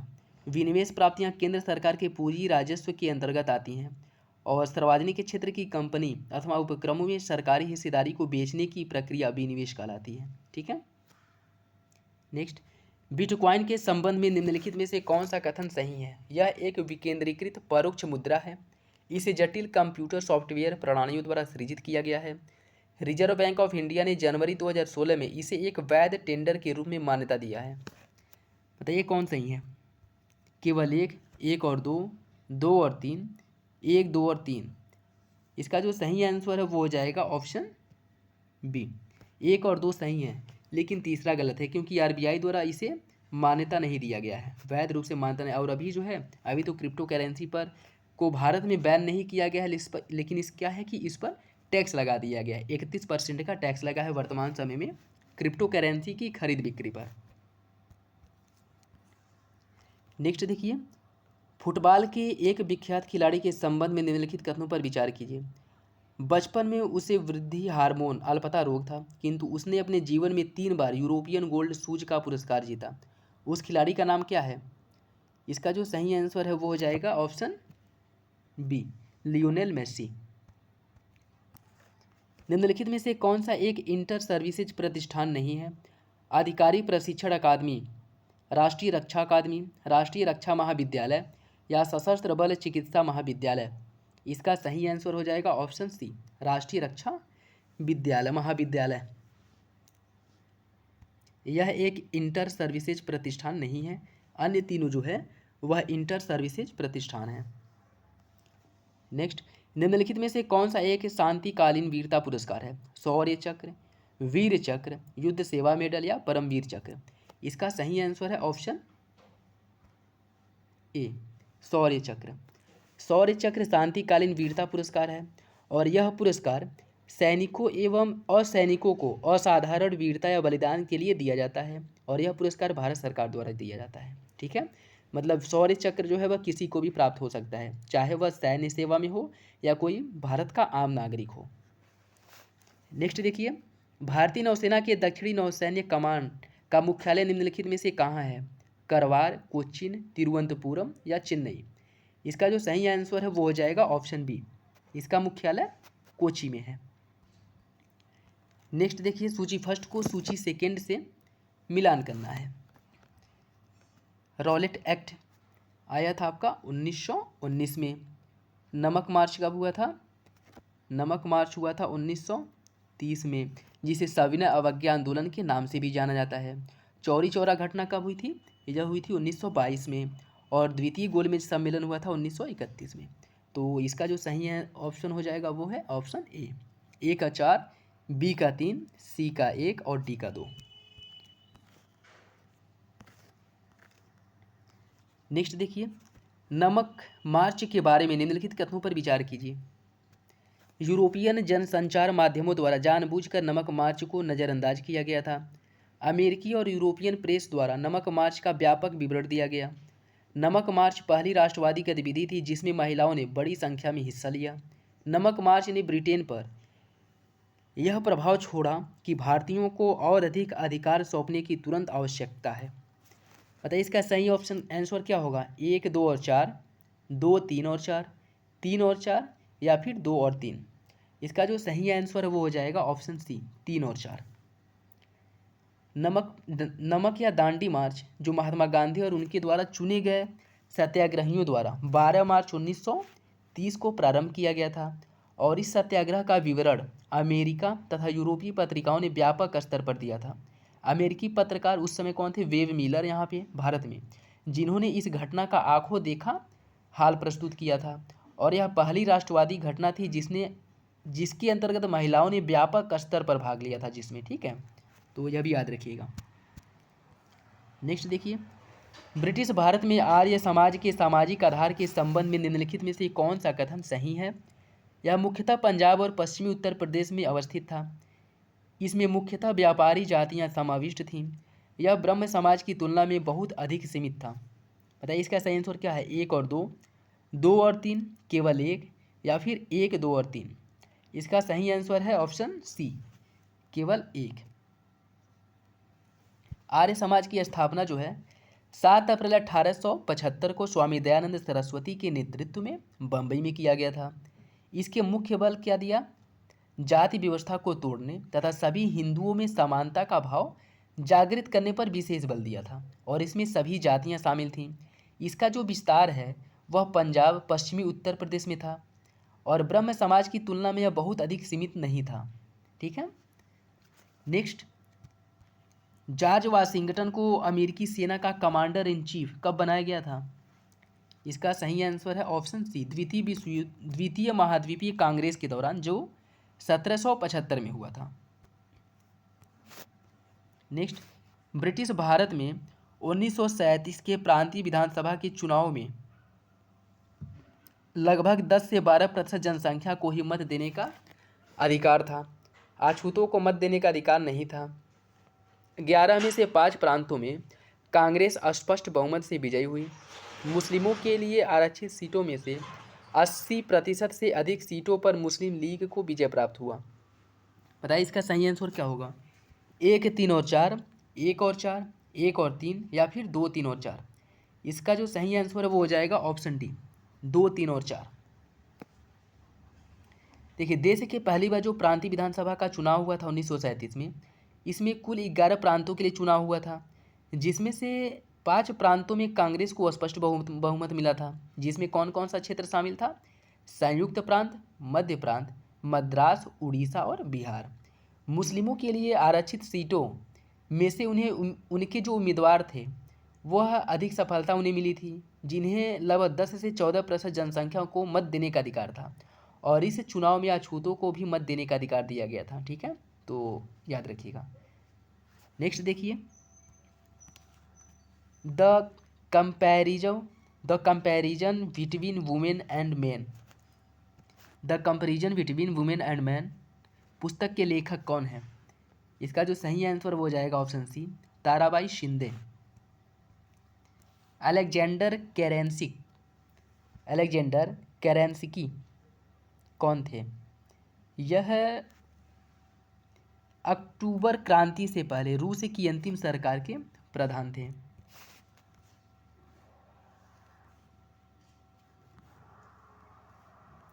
नेक्स्ट, ग्रेट ब्रिटेन निम्नलिखित में से किससे अलग हो रहा है? जो ब्रेग्जिट से संदर्भित है। यह क्वेश्चन पुराना है।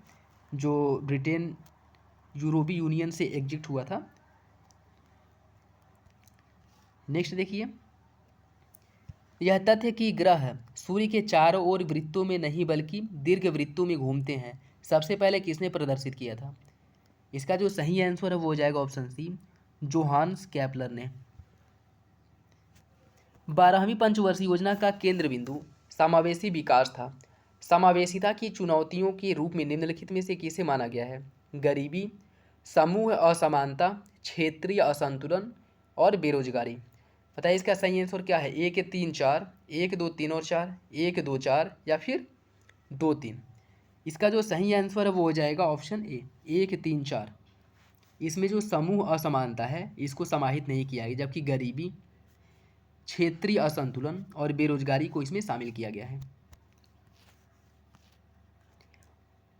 19वीं शताब्दी के मध्य में औद्योगिक क्रांति के दौरान मैनचेस्टर में श्रमिकों की औसत जीवन अवधि कितनी थी? इसका जो सही आंसर है वो हो जाएगा ऑप्शन ए, 17 वर्ष। 19वीं शताब्दी में जो औद्योगिक क्रांति हुई थी उस दौरान श्रमिकों की जो कार्यशैली थी वह बहुत ही दयनीय थी, जिस कारण मैनचेस्टर के श्रमिकों की औसत जीवन अवधि 17 वर्ष थी।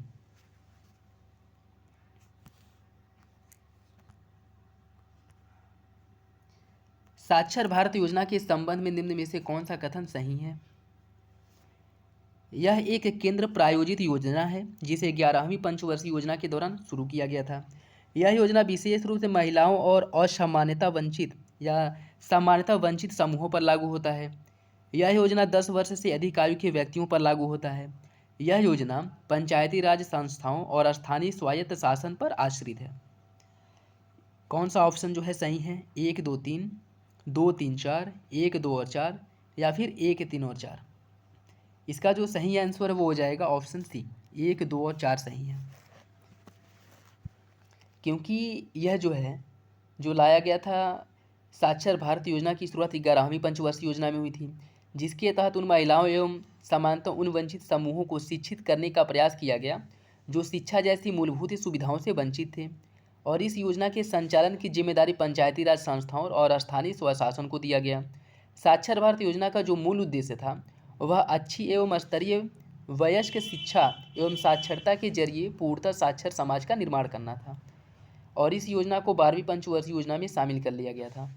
ठीक है। नेक्स्ट, भारत के राष्ट्रपति की शक्तियों के संबंध में निम्नलिखित में से कौन सा कथन सही है? संघ की कार्यपालिका शक्ति राष्ट्रपति में निहित होगी।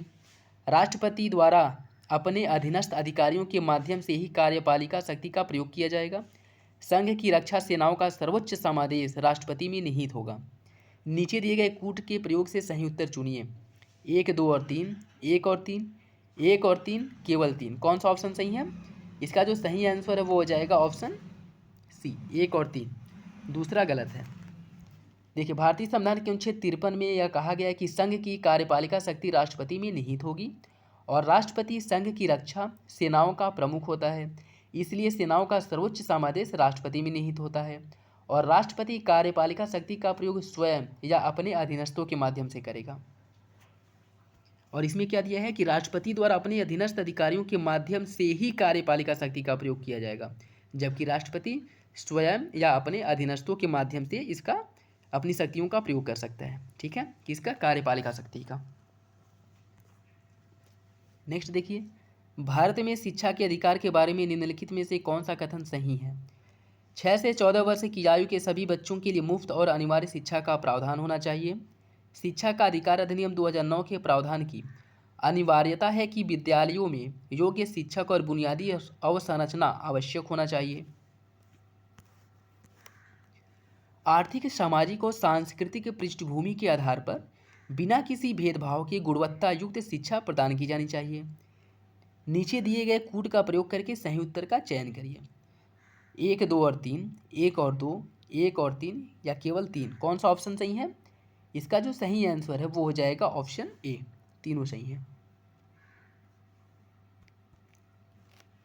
नेक्स्ट देखिए, भारत के संविधान के अनुच्छेद 21 के संबंध में निम्नलिखित में से कौन सा कथन सही है? अनुच्छेद 21 का अतिक्रमण तब होता है जब विचाराधीन कैदियों को अनिश्चित अवधि के लिए न्यायिक हिरासत में निरुद्ध किया जाता है। जीवन का अधिकार एक आधारभूत मानवाधिकार है और इस अधिकार के अतिक्रमण की शक्ति राज्य के पास भी नहीं है। अनुच्छेद 21 के अंतर्गत जननात्मक चयन करने का किसी महिला का अधिकार व्यक्तिगत स्वतंत्रता का एक आयाम नहीं है। नीचे दिए गए कूट के प्रयोग से सही उत्तर का चयन करिए। कौन सा ऑप्शन सही है? 1, 2 और 3, 1 और 2, 1 और 3, केवल 2। इसका जो सही आंसर है वो हो जाएगा ऑप्शन बी, 1 और 2 सही है, तीसरा गलत है, जिसमें कहा गया है कि जननात्मक चयन करने का किसी महिला का अधिकार व्यक्तिगत स्वतंत्रता का अधिकार नहीं है, जो कि गलत है।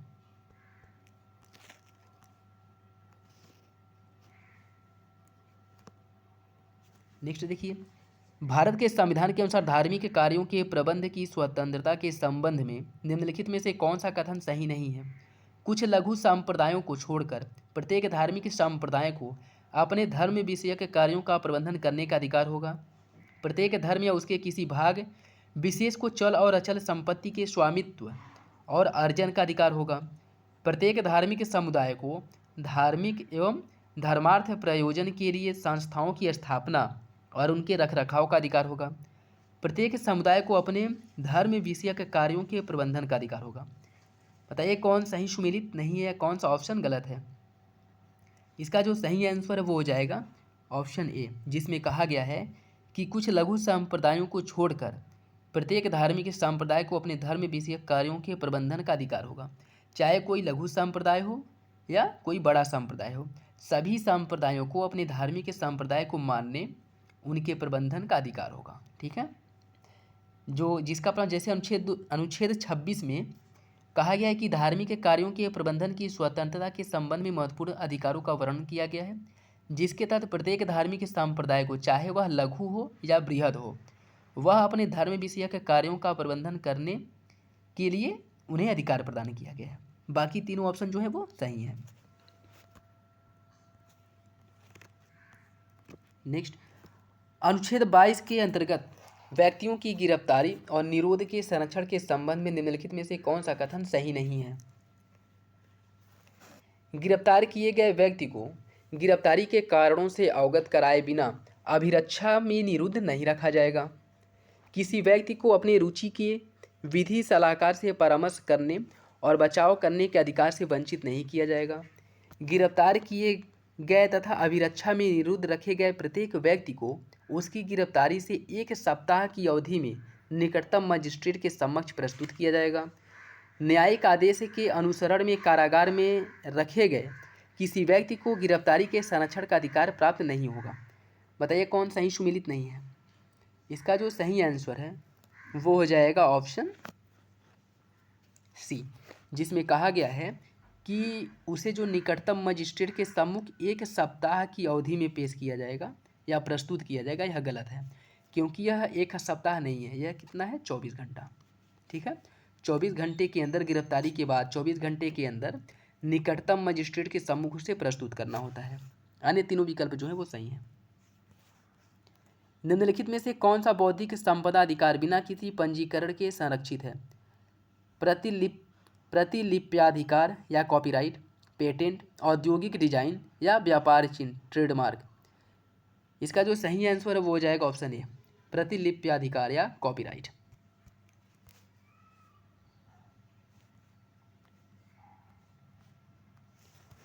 नेक्स्ट, निम्नलिखित में से कौन सा सूचकांक भारत में मुद्रास्फीति की दर को मापने के लिए भारतीय रिजर्व बैंक द्वारा प्रयोग में लाया जाता है? नैस्डॉक सूचकांक, बीएसई सूचकांक, उपभोक्ता मूल्य सूचकांक या थोक मूल्य सूचकांक। इसका जो सही आंसर है वो हो जाएगा ऑप्शन सी, उपभोक्ता मूल्य सूचकांक या जिसे सीपीआई भी कहा जाता है। ठीक है, मुद्रास्फीति को मापने के लिए आरबीआई द्वारा सीपीआई का प्रयोग किया जाता है। नेक्स्ट देखिए, WTO शासन व्यवस्था के अंतर्गत सर्वाधिक पसंदीदा राष्ट्र का प्रावधान किस सिद्धांत पर आधारित है? राष्ट्रों के बीच गैर विभेदीकरण, राष्ट्रों के बीच विभेदीकरण, स्थानीय और विदेशियों के बीच विभेदी व्यवहार, वस्तुओं के बीच एक समान प्रशुल्क टैरिफ। इसका जो सही आंसर है वो हो जाएगा ऑप्शन ए, राष्ट्रों के बीच गैर विभेदीकरण। नेक्स्ट क्वेश्चन देखिए, निम्नलिखित में से कौन सा भारत में लगाए जाने वाला संभावित माल एवं सेवा कर नहीं है? सकल मूल्य कर, उपभोग कर या गंतव्य आधारित कर, जिसे डेस्टिनेशन बेस्ड टैक्स कहा जाता है। इसका जो सही आंसर वो हो जाएगा ऑप्शन ए, सकल मूल्य कर। वस्तु एवं सेवा कर या अप्रत्यक्ष कर, जो वस्तुओं एवं सेवाओं पर आरोपित होता है। GST के माध्यम से देश में एक समान कर प्रणाली व्यवस्था होगी। और भारत में लगाए जाने वाला संभावित वस्तु एवं सेवा कर जो मूल्य वर्धित कर, उपभोक्ता कर, गंतव्य आधारित कर, सकल मूल्य कर इसके अंतर्गत नहीं आते हैं। नेक्स्ट क्वेश्चन देखिए, अमर्त्य सेन को उनके किस विषय क्षेत्र में योगदान के लिए नोबेल पुरस्कार दिया गया था? इसका सही आंसर है ऑप्शन बी, कल्याणकारी अर्थव्यवस्था के क्षेत्र में। अमर्त्य सेन प्रसिद्ध भारतीय अर्थशास्त्री जिन्हें 1998 में अर्थशास्त्र की शाखा कल्याणकारी अर्थशास्त्र के क्षेत्र में विशेष योगदान के लिए नोबेल पुरस्कार प्रदान किया गया था। नेक्स्ट, भारतीय वायुसेना के संबंध में निम्नलिखित में से कौन सा कथन सही है? इसका अनेक मित्र देशों के आधार मतलब अनेक मित्र देशों में आधार या कह सकते हैं कि बेस है, या किसी भी देश के साथ संयुक्त अभ्यास नहीं करता है। इसका एक पृथक अनुरक्षण या मेंटेनेंस कमांड होता है।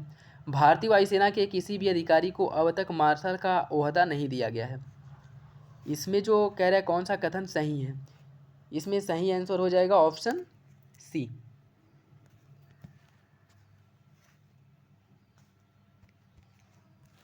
नेक्स्ट, भारतीय नौसेना के कैप्टन का पद निम्नलिखित में से किसके समकक्ष होता है?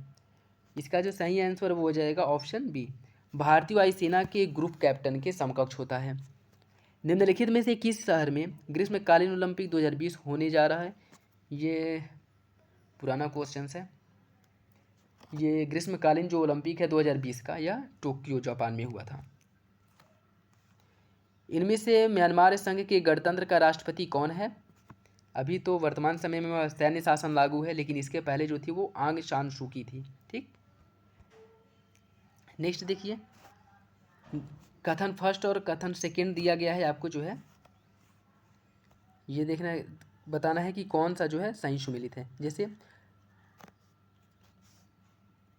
प्रपीड़क या कोऑर्सिव अधिनियमों के पारित होने से ब्रिटेन और उसके अमेरिकी उपनिवेशों के बीच मेल मिलाप वस्तुतः असंभव हो गया। ब्रिटिश संसद जिसने 1765 ईस्वी में स्टैंप अधिनियम पारित किया था, बाद में उसे निरस्त कर दिया। इसका जो सही आंसर वो हो जाएगा ऑप्शन बी। दोनों कथन सही है, लेकिन यह जो है कथन फर्स्ट जो है कथन सेकंड का सही स्पष्टीकरण नहीं है।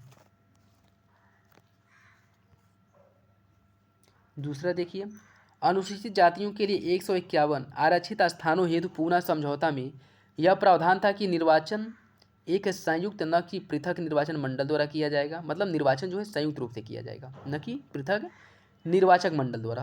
डॉक्टर भीमराव अंबेडकर सक्रिय राजनीति से लगभग एक दशक के लिए अलग हो गए थे जब कम्युनल अवार्ड रद्द किया गया था। बताइए कौन ऑप्शन जो है सही है? इसका जो सही आंसर है वो हो जाएगा ऑप्शन डी। इसका जो है पहला सही है, लेकिन दूसरा गलत है, क्योंकि सक्रिय राजनीति से जो अलग हुए थे वह महात्मा गांधी थे, न कि Bhimrao Ambedkar. Next, all India depressed classes association के बारे में निम्नलिखित में से कौन सा कथन सही नहीं है? All India depressed classes association का गठन नागपुर में हुआ था, जिसके प्रथम निर्वाचित अध्यक्ष MC राजा थे। डॉक्टर भीमराव अंबेडकर 1926 में all India depressed classes association में उपस्थित नहीं हुए थे। अंबेडकर ने all India depressed classes association से इस्तीफा दे दिया और 1930 में स्वयं का all India depressed classes Congress बनाया। बताइए कौन सा ऑप्शन गलत है? इसका सही आंसर है ऑप्शन डी, क्योंकि all India depressed classes association ने दलित वर्ग हेतु पृथक निर्वाचक मंडल की अंबेडकर की मांग का समर्थन नहीं किया था। एसोसिएशन ने 1932 में साथ में चुनाव लड़ने की बात कही थी और तथा जनसंख्या के आधार पर निर्वाचन मंडल की स्थापना की मांग की थी। और इसके लिए राजा मुंजे पैक्ट किया गया था। ठीक है, कौन सा पैक्ट हुआ था? राजा मुंजे पैक्ट। नेक्स्ट, जस्टिस पार्टी के बारे में निम्नलिखित में से कौन सा कथन गलत है? इसने गैर ब्राह्मणों के लिए भी उसी प्रकार से पृथक सांप्रदायिक प्रतिनिधित्व के लिए आवाज़ उठाई जैसे कि मार्ले मिंटो सुधार के द्वारा मुस्लिमों को प्रदान किया जा चुका था। इसे मुख्य रूप से धनी भूस्वामियों और शहरी गैर ब्राह्मण मध्यम वर्ग का संरक्षण प्राप्त था। इसने मॉन्टेग्यू चेम्सफोर्ड सुधारों में गैर ब्राह्मणों के लिए 28 आरक्षित स्थानों का प्रावधान करवाने में सफलता पाई। इसने 1920 में चुनाव के बहिष्कार के लिए कांग्रेस द्वारा किए गए आह्वान का समर्थन किया था। इसमें जो ऑप्शन डी है यह गलत है, बाकी ऊपर के तीनों ऑप्शन सही हैं। जस्टिस पार्टी द्वारा ऊपर के तीनों ऑप्शन सही हैं, तीसरा गलत है, चौथा गलत है। जस्टिस पार्टी, जिसे दक्षिण भारतीय लिबरल फेडरेशन के नाम से भी जाना जाता है, मद्रास प्रेसिडेंसी में एक राजनीतिक पार्टी थी। यह गैर ब्राह्मण सम्मेलनों और प्रेसिडेंसी में बैठकों की श्रृंखला के एक परिणाम के रूप में टी.एम. नायर और पी. टेगराय चट्टी के द्वारा 1917 में इसकी स्थापना की गई थी। और इस पार्टी ने 1920 में पहली बार प्रत्यक्ष चुनाव लड़ा और जीतकर मद्रास प्रेसिडेंसी में सरकार का गठन किया था। और यह पार्टी 13 वर्षों तक सत्ता में रही थी। नेक्स्ट देखिए, भारत के संविधान की उद्देशिका के बारे में निम्नलिखित में से कौन सा कथन सही है? उद्देशिका स्वयं न्यायालय में परिवर्तनीय नहीं है। उद्देशिका उन उद्देश्यों को बताती है जिन्हें संविधान स्थापित करना और आगे बढ़ाना चाहिए। उद्देशिका उस स्रोत को इंगित करती है जहां से संविधान अपना अधिकार प्राप्त करता है।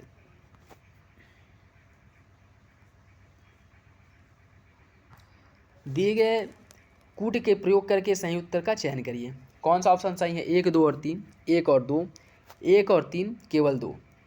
इसका जो सही आंसर है वो हो जाएगा ऑप्शन ए, तीनों सही हैं।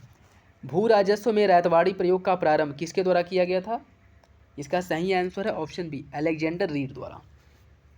देखिए, भू राजस्व में रैतवाड़ी का प्रयोग सबसे पहले अलेक्जेंडर रीड ने 1792 में बाड़ामहल नामक स्थान पर किया था और थॉमस मुनरो द्वारा 1801 तक इसे बढ़ा दिया गया और 1820 तक इसे मद्रास, बम्बई प्रेसिडेंसी, बंगाल और कुर्ग वाले भागों में लागू किया गया था। भारत में सांस्कृतिक और शैक्षिक अधिकारों के बारे में निम्नलिखित में से कौन सा कथन गलत है?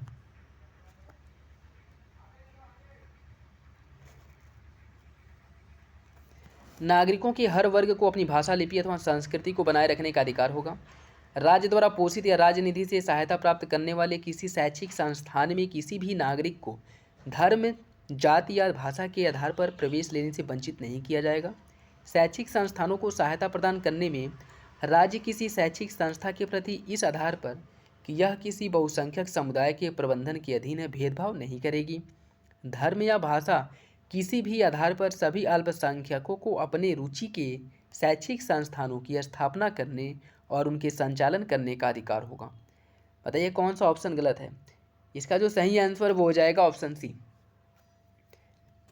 जिसमें कहा गया कि शैक्षिक संस्थानों को सहायता प्रदान करने में राज्य किसी शैक्षिक संस्थान के प्रति इस आधार पर कि यह किसी बहुसंख्यक समुदाय के प्रबंधन के अधीन भेदभाव नहीं करेगी, यह गलत है।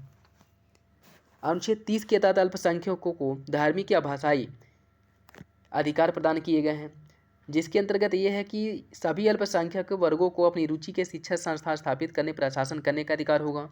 राज्य द्वारा अल्पसंख्यक वर्ग शिक्षा संस्थानों में किसी संपत्ति के अनिवार्य अर्जन के लिए निर्धारित क्षतिपूर्ति रकम से उनके लिए प्रत्याभूत अधिकार निर्बंध या निराकृत किए गए हैं और जिसका प्रावधान कब किया गया था? 1978 में 44वां संविधान संशोधन द्वारा। और इसमें यह भी प्रावधान किया गया था कि राज्य आर्थिक सहायता से अल्पसंख्यकों द्वारा प्रबंधित संस्थानों में भेदभाव नहीं करेगी। नेक्स्ट देखिए, भारत के उपराष्ट्रपति के कार्यकाल के संबंध में निम्नलिखित में से कौन सा कथन सही नहीं है? इसका जो सही आंसर है वो हो जाएगा ऑप्शन ए, यह सही नहीं, बाकी तीनों गलत सही हैं।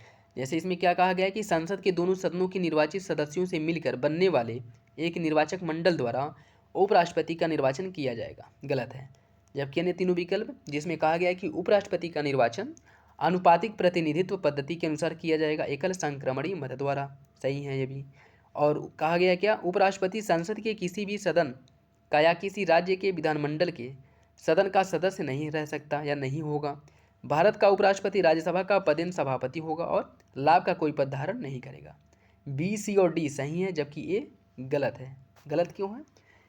क्योंकि उपराष्ट्रपति के जो निर्वाचक मंडल में निर्वाचित एवं मनोनीत दोनों सदस्य भाग लेते हैं, और इसमें क्या कहा गया है कि निर्वाचित सदस्यों से मिलकर बनने वाला एक निर्वाचक मंडल, ठीक है, जबकि इसमें निर्वाचित और मनोनीत दोनों सदस्य शामिल होते हैं। नेक्स्ट देखिए, राज्य के नीति निर्देशक तत्व के संबंध में निम्नलिखित में से कौन सा कथन सही नहीं है? इसका जो सही आंसर वो हो जाएगा ऑप्शन डी, जिसमें कहा गया है कि निदेशक तत्व भारत को विश्व का एक उन्नत पूंजीवादी देश बनाने के लिए निर्दिष्ट करता है। यह गलत है। जबकि अन्य तीनों विकल्प, जिसमें क्या कहा गया कि भारत के संविधान के भाग ख में अंतर्विष्ट उपबंध किसी भी न्यायालय द्वारा परिवर्तनीय नहीं होंगे, सही है। देश के शासन में राजनीति निदेशक तत्व मूलभूत हैं, यह भी सही है। राज्य का यह कर्तव्य होगा कि कानून बनाने में निदेशक तत्वों को लागू करे, ठीक है। मतलब इस कोई वरीयता या कह सकते हैं बाध्यकारी नहीं है, राज्य के ऊपर डिपेंड करता है। नेक्स्ट देखिए, भारत के राष्ट्रपति और उपराष्ट्रपति के निर्वाचन में उठे संदेहों और विवादों के मामले में जांच और निर्णय निम्नलिखित में से किस संवैधानिक प्राधिकरण द्वारा किया जाता है? इसका जो सही आंसर है वो हो जाएगा ऑप्शन ए, भारत के सर्वोच्च न्यायालय द्वारा।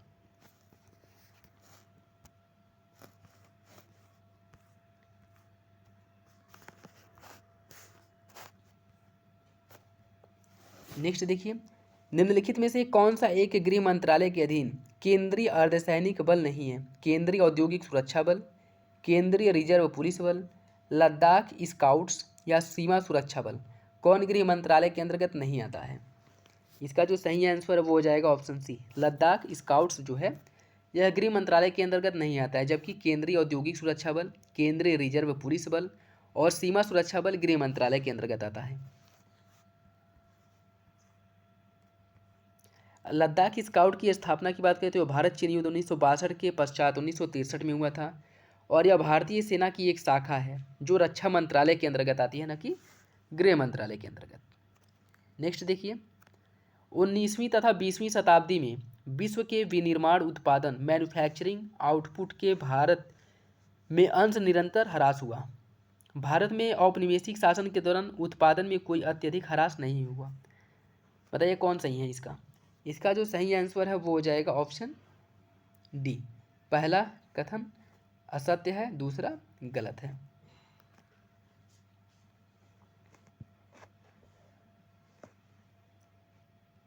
देखिए, पहला गलत है, दूसरा सही है, क्योंकि 19वीं और 20वीं शताब्दी में विश्व के विनिर्माण उत्पादन में भारत के अंश में निरंतर वृद्धि हुई, ठीक है। नेक्स्ट, भारत के नियंत्रक महालेखा परीक्षक को पद से केवल किसके द्वारा हटाया जा सकता है? इसका सही आंसर है ऑप्शन सी, भारत की संसद की दोनों सदनों में संबोधन के उपरांत राष्ट्रपति द्वारा। निम्नलिखित में से कौन सा एक रक्षा मंत्रालय के नियंत्रण में है? इसका सही आंसर है ऑप्शन बी, राष्ट्रीय राइफल। निम्नलिखित में से औपनिवेशिक भारत में ब्रिटिश कंपनी द्वारा रेलवे के निर्माण से संबंधित कौन सा कथन सही नहीं है? भारत सरकार द्वारा कंपनी को उनके निवेश पर 5% का प्रतिलाभ प्रत्याभूत किया गया। रेलवे का प्रबंधन प्रमुखतः सरकार द्वारा किया जाना था। अधिमानी माल भाड़े की कोई पद्धति नहीं थी। कंपनी को सरकार से भूमि निःशुल्क मिलती थी। नीचे दिए गए कूट का प्रयोग करके सही उत्तर का चयन करिए। बताइए कौन सही है? 1 और 3, 2 और 3, केवल 4, 2, 3 और 4। इसका जो सही आंसर है वो हो जाएगा ऑप्शन सी, केवल 4। देखिए, जिसमें क्या इसका केवल 4 ऑप्शन सही है। नेक्स्ट देखिए, ग्रेनविल ऑस्टिन के अनुसार निम्नलिखित में से कौन सा संविधान निर्माण में भारत का अत्यंत महत्वपूर्ण योगदान था?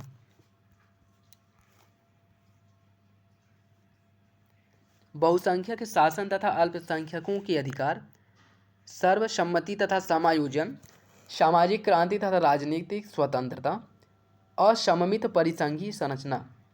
इसका जो सही आंसर है वो हो जाएगा ऑप्शन सी, सामाजिक क्रांति तथा राजनीतिक स्वतंत्रता। नेक्स्ट देखिए, निम्नलिखित में से कौन सा भारत छोड़ो आंदोलन के प्रमुख चरणों को निरूपित करता है? हड़तालें, बहिष्कार एवं नगरीय केंद्रों पर धरने, औपनिवेशिक शासन तथा सत्ता के अनेक प्रतीकों और साधनों तथा रेलवे, टेलीग्राफ लाइनों एवं सरकारी भवनों पर ग्रामीण क्षेत्रों में व्यापक हमले, होम रूल लोगों का गठन, कर्नाटक पद्धति।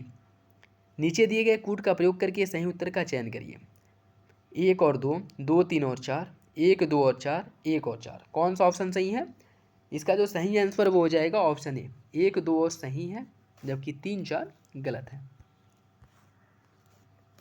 देखिए, भारत छोड़ो आंदोलन जो 1942 में प्रारंभ हुआ था, इस आंदोलन को सफल बनाने के लिए कर न देना, फौजों को रोकना, हड़ताल, बहिष्कार एवं नगरीय केंद्रों पर धरना देना, गाड़ियों को रोकना, बिना टिकट यात्रा करना, टेलीफोन के तार को काट देना, नमक बनाना आदि कार्यक्रमों को निर्धारित किया गया था।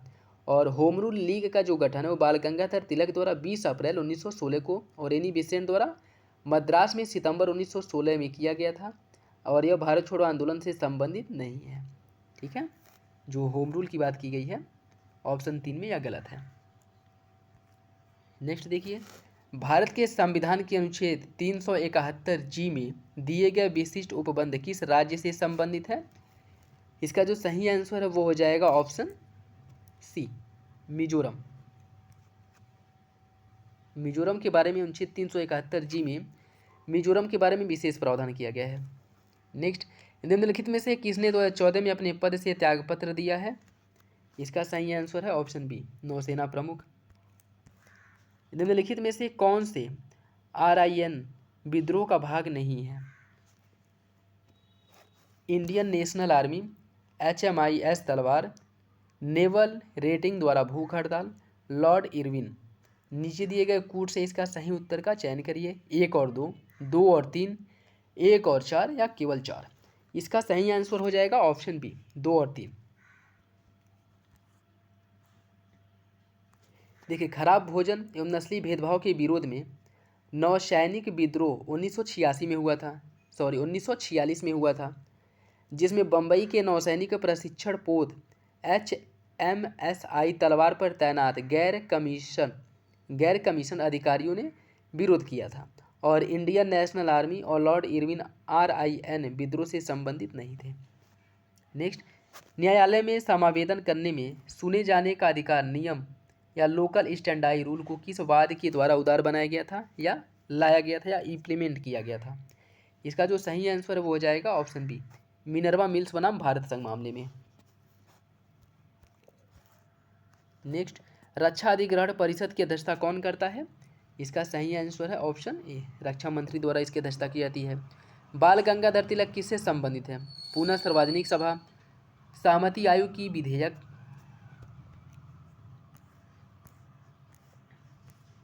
गौरक्षणी सभा या आत्मीय सभा। नीचे दिए गए कूट से सही उत्तर का चयन करिए। 1 और 2, 1, 2 और 4, 3 और 4, 2 और 4। इसका जो सही आंसर है वो हो जाएगा ऑप्शन ए, 1 और 2। इन दोनों से कौन संबंधित है? इन दोनों से बाल गंगाधर तिलक का संबंध था, जिन्होंने पुनः सार्वजनिक सभा के संस्थापक सदस्यों में से एक थे। बाल गंगाधर तिलक के विरोध थे, यह जो है बाल गंगाधर तिलक बाल विवाह के विरोधी थे, फिर भी उन्होंने 1891 के सहमति या सम्मति आयु विधेयक का विरोध किया था, क्योंकि यह उनके अनुसार अंग्रेजों द्वारा भारतीय संस्कृति में हस्तक्षेप है। ठीक है, तो यह याद रखिएगा कि बाल गंगाधर तिलक जो है यह बाल विवाह के विरोधी थे, लेकिन इसके बावजूद इन्होंने जो 1891 का सहमति आयु विधेयक है इसका विरोध किया था। नेक्स्ट देखिए, भारत के संविधान के अनुच्छेद 350 के अधीन उपबंध किससे संबंधित हैं? इसका जो सही आंसर है वो हो जाएगा ऑप्शन सी, प्राथमिक स्तर पर मातृभाषा में शिक्षा की सुविधाओं की व्यवस्था करने के उपबंध से इसका संबंध है।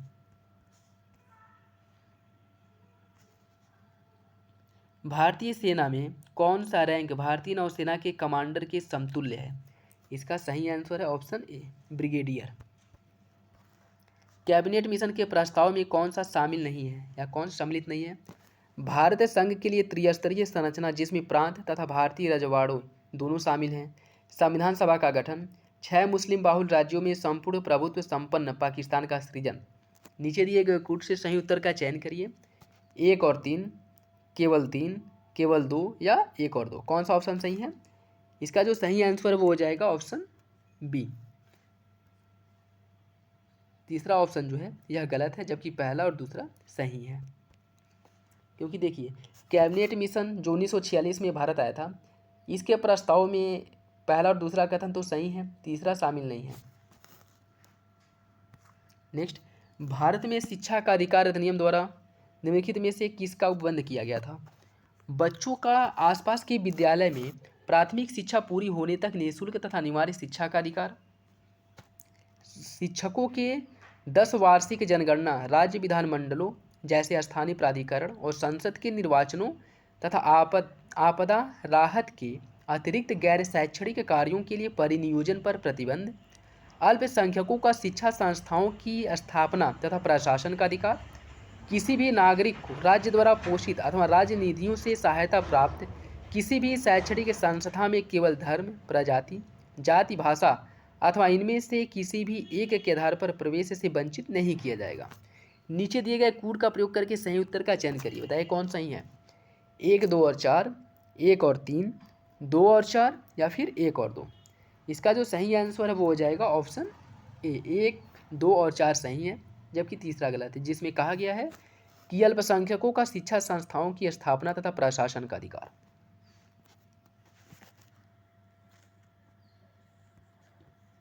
नेक्स्ट, INS विक्रमादित्य किसका नाम है? इसका जो सही आंसर है वो हो जाएगा ऑप्शन ए। INS विक्रमादित्य जो है वह एक विमानवाहक पोत है।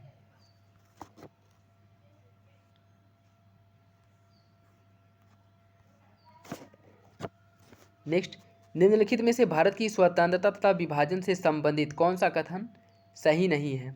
फरवरी 1947 में ब्रिटिश प्रधानमंत्री एटली ने घोषणा किया कि ब्रिटिश किसी भी परिस्थिति में भारतीयों को सत्ता हस्तांतरण नहीं करेंगे। लॉर्ड बेबल ने 31 मार्च 1948 तक भारत से ब्रिटिश की पूर्ण वापसी की वकालत की। लॉर्ड माउंटबेटन सत्ता हस्तांतरण की प्रक्रिया में तेजी लाएं। नेहरू के विरोध के कारण बाल्कन योजना या बाल्कन प्लान को परित्याग, या कह सकते हैं कि उसको रद्द कर दिया गया था। बताइए कौन सही सुमिलित नहीं है? इसका जो सही आंसर है वो हो जाएगा ऑप्शन ए। क्योंकि इटली ने घोषणा किया था कि इटली द्वारा यह घोषणा किया गया था कि जल्द से जल्द, जितना जल्द हो सके, भारतीयों को सत्ता हस्तांतरित करके या सौंप करके ब्रिटिश जो है वहाँ से भारत से वापस आ जाएंगे। जबकि इसमें क्या कहा गया है कि इटली ने यह घोषणा किया था कि किसी भी परिस्थिति में भारतीयों को सत्ता हस्तांतरित नहीं की जाएगी। यह गलत है, जबकि अन्य तीनों विकल्प सही हैं। नेक्स्ट देखिए, भारत के संविधान के अनुच्छेद 3 के अनुसार संसद विधि द्वारा किसी भी देश पर आक्रमण की घोषणा कर सकती है, किसी भी राज्य की सीमाओं में परिवर्तन कर सकेगी, किसी भी राज्य का क्षेत्रफल बढ़ा सकेगी, किसी भी राज्य के अंतर्गत स्वायत्त परिषद की स्थापना कर सकेगी। बताइए कौन सही है? नीचे दिए गए कूट का प्रयोग करके सही उत्तर का चयन करिए। केवल 3 सही है, 1, 2 और 4 सही है, 2 और 3 सही है, या फिर 1, 2 और 3 सही है। इसका जो सही आंसर साथियों वो हो जाएगा ऑप्शन सी। 2, 3 सही है, जबकि 1 जो है गलत है, जिसमें ये क्या कहा गया है कि किसी भी देश पर आक्रमण की घोषणा कर सकेगा, यह गलत है, ठीक है। और 4 जिसमें यह कहा गया है कि किसी भी राज्य के अंतर्गत स्वायत्त परिषद की स्थापना कर सकेगा, यह भी गलत है, ठीक है। देखिए, भारत के संविधान के अनुच्छेद 3 के अनुसार संसद विधि द्वारा नए राज्यों का निर्माण और वर्तमान राज्यों की क्षेत्र सीमाओं नामों में परिवर्तन कर सकती है,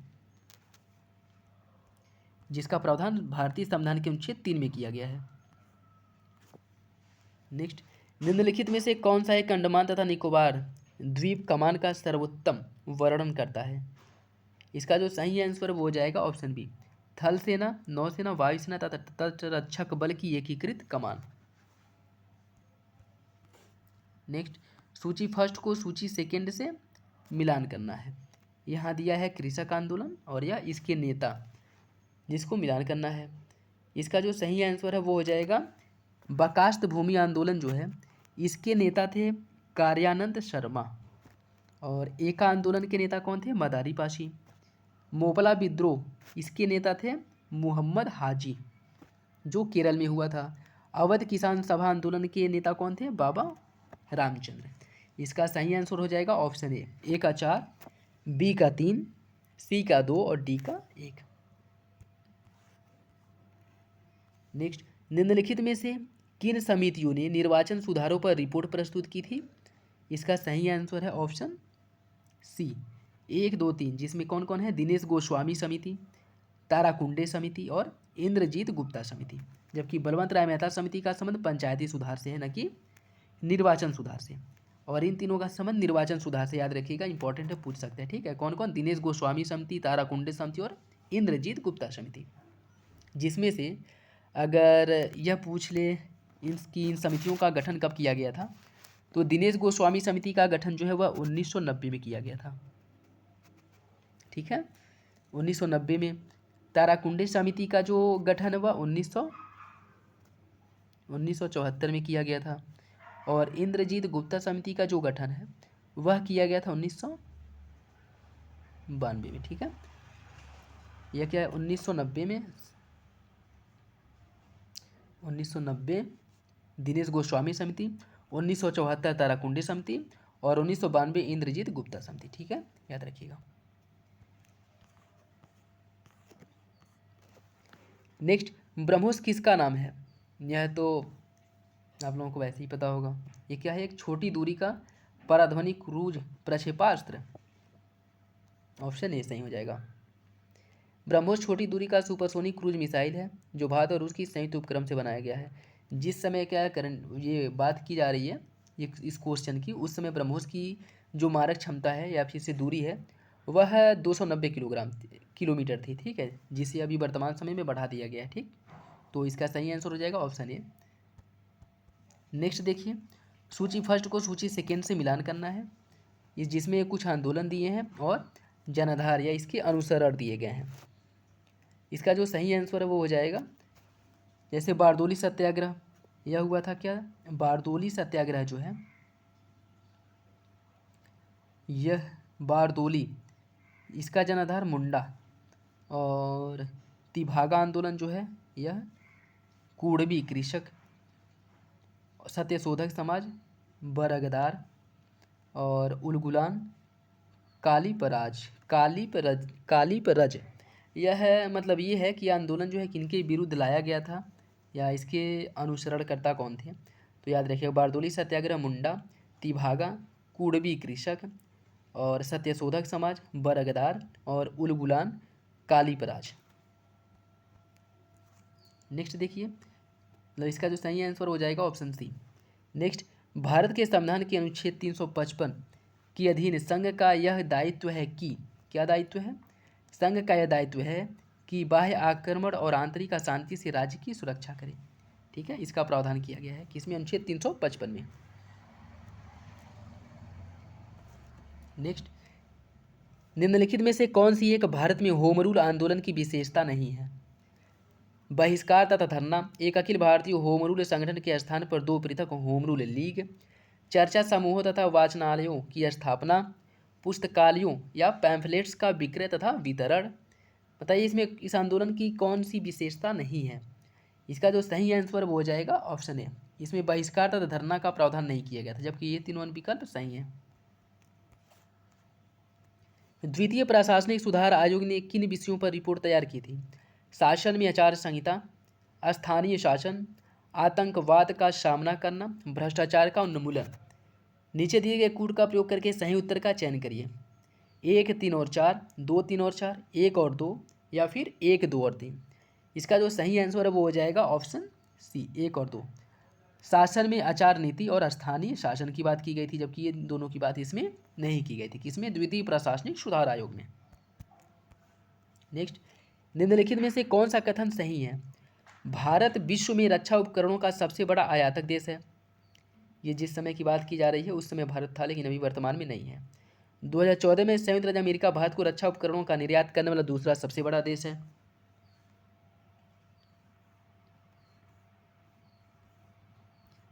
रूस ने भारत को रक्षा उपकरणों का निर्यात करना बंद कर दिया है। भारत रक्षा उपकरणों की अपनी आवश्यकता का अधिकतम 25% ही आयात करता है। ये क्वेश्चंस किसी काम का नहीं है, इसलिए इसे छोड़ देते हैं। नेक्स्ट देखिए, 1893 में किस विषय या विषयों पर आर्य समाज में विभाजन हुआ था? मांसाहार बनाम शाकाहार, जाति व्यवस्था तथा विधवा पुनर्विवाह, धर्मांतरित व्यक्तियों की शुद्धि, आंग्लीकृत बनाम संस्कृति आधारित शिक्षा, नीचे दिए गए कूट्स का प्रयोग करके सही उत्तर का चयन करिए। कौन सा ही है? 1, 3 और 4, 2 और 4, 1 और 4, केवल 1। इसका जो सही आंसर है वो हो जाएगा ऑप्शन सी, 1 और 4 सही है, जबकि 2, 3 गलत है। इसका जो विभाजन हुआ था किसका? आर्य समाज का।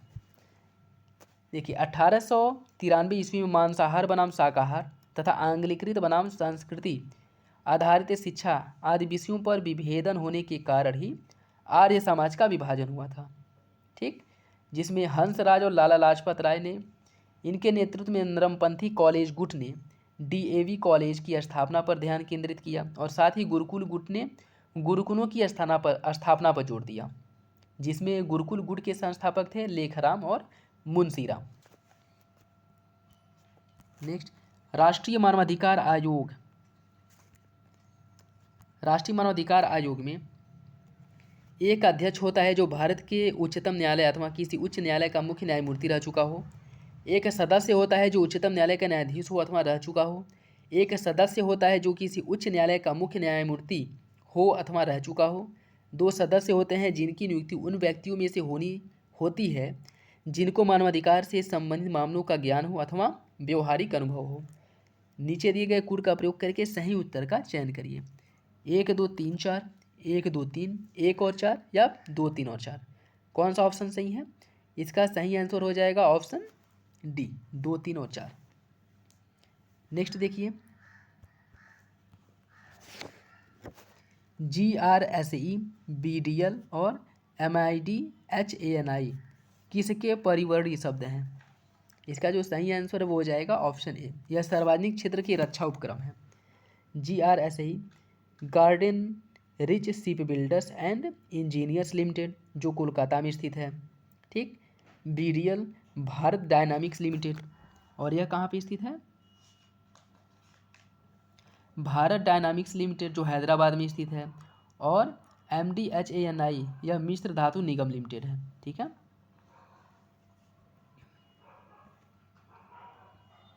नेक्स्ट देखिए, राष्ट्रपति के अंगरक्षक क्या हैं? राष्ट्रपति सचिवालय के नियंत्रणाधीन पुलिस बल, अर्धसैनिक बल, दिल्ली पुलिस की एक यूनिट या उपरोक्त में से कोई नहीं। इसका जो सही आंसर वो हो जाएगा ऑप्शन डी, उपरोक्त में से कोई नहीं। राष्ट्रपति के अंगरक्षक के नाम से विख्यात यह रेजिमेंट PBG भारतीय सेना की एक शाखा है और जिसका गठन जो है, इस रेजिमेंट का गठन 1773 ईस्वी में तत्कालीन गवर्नर जनरल वारेन हेस्टिंग ने बनारस में किया था और सबसे पहले 1773 ईस्वी में ही इसको गार्ड्स ऑफ मुगल कहा गया और 26 जनवरी 1953 को इस रेजिमेंट को राष्ट्रपति के अंगरक्षक का नाम दिया गया। ठीक है, यह भी याद रखिएगा। नेक्स्ट देखिए, महात्मा गांधी ने वांछित उद्देश्य की प्राप्ति के लिए भूख हड़ताल की अपनी पद्धति का सर्वप्रथम प्रयोग कहाँ और कब किया था? दक्षिण अफ्रीका के नाताल में 1906 में, चंपारण में 1917, अहमदाबाद में 1918, दक्षिण अफ्रीका के केप टाउन में 1906। इसका जो सही आंसर है वो हो जाएगा ऑप्शन सी, अहमदाबाद में भूख हड़ताल किया था जो 1918 में अहमदाबाद मिल मजदूरों की अधिकार को लेकर के।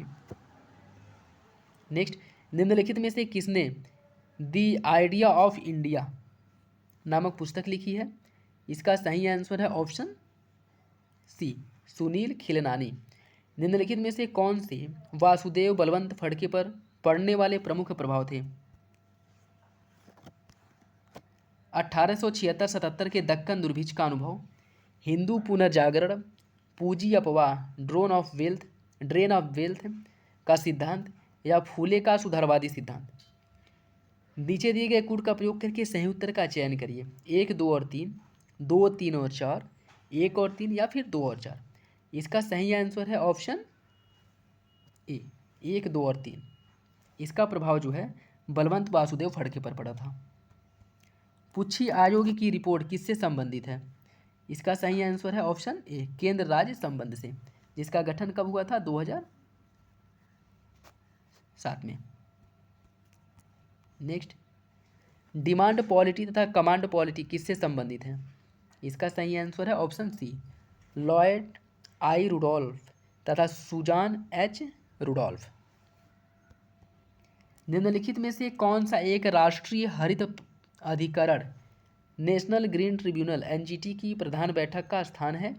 इसका सही आंसर है ऑप्शन डी, नई दिल्ली में। इसका जो मेन मुख्यालय है वह नई दिल्ली में है। और इसका गठन की बात अगर हम करें तो इसका गठन 2010 में हुआ था, ठीक है, एनजीटी का। नेक्स्ट देखिए, निम्नलिखित में से कौन औपनिवेशिक भारत में स्त्री शिक्षा के सुख्यात पक्षधर थे? सिस्टर सुब्बुलक्ष्मी, बेगम रुकिया सखावत हुसैन, केशव चंद्र सेन, आनंद कुमार स्वामी। नीचे दिए गए कूट का प्रयोग करके सही उत्तर का चयन करिए। 1 2 3 4, 1 2 3, 3 4 और 1 2। इसका जो सही आंसर वो हो जाएगा ऑप्शन ए। ये चारों लोग जो हैं औपनिवेशिक भारत में स्त्री शिक्षा के पक्षधर थे। नेक्स्ट देखिए, सूची फर्स्ट को सूची सेकेंड से मिलान करना है।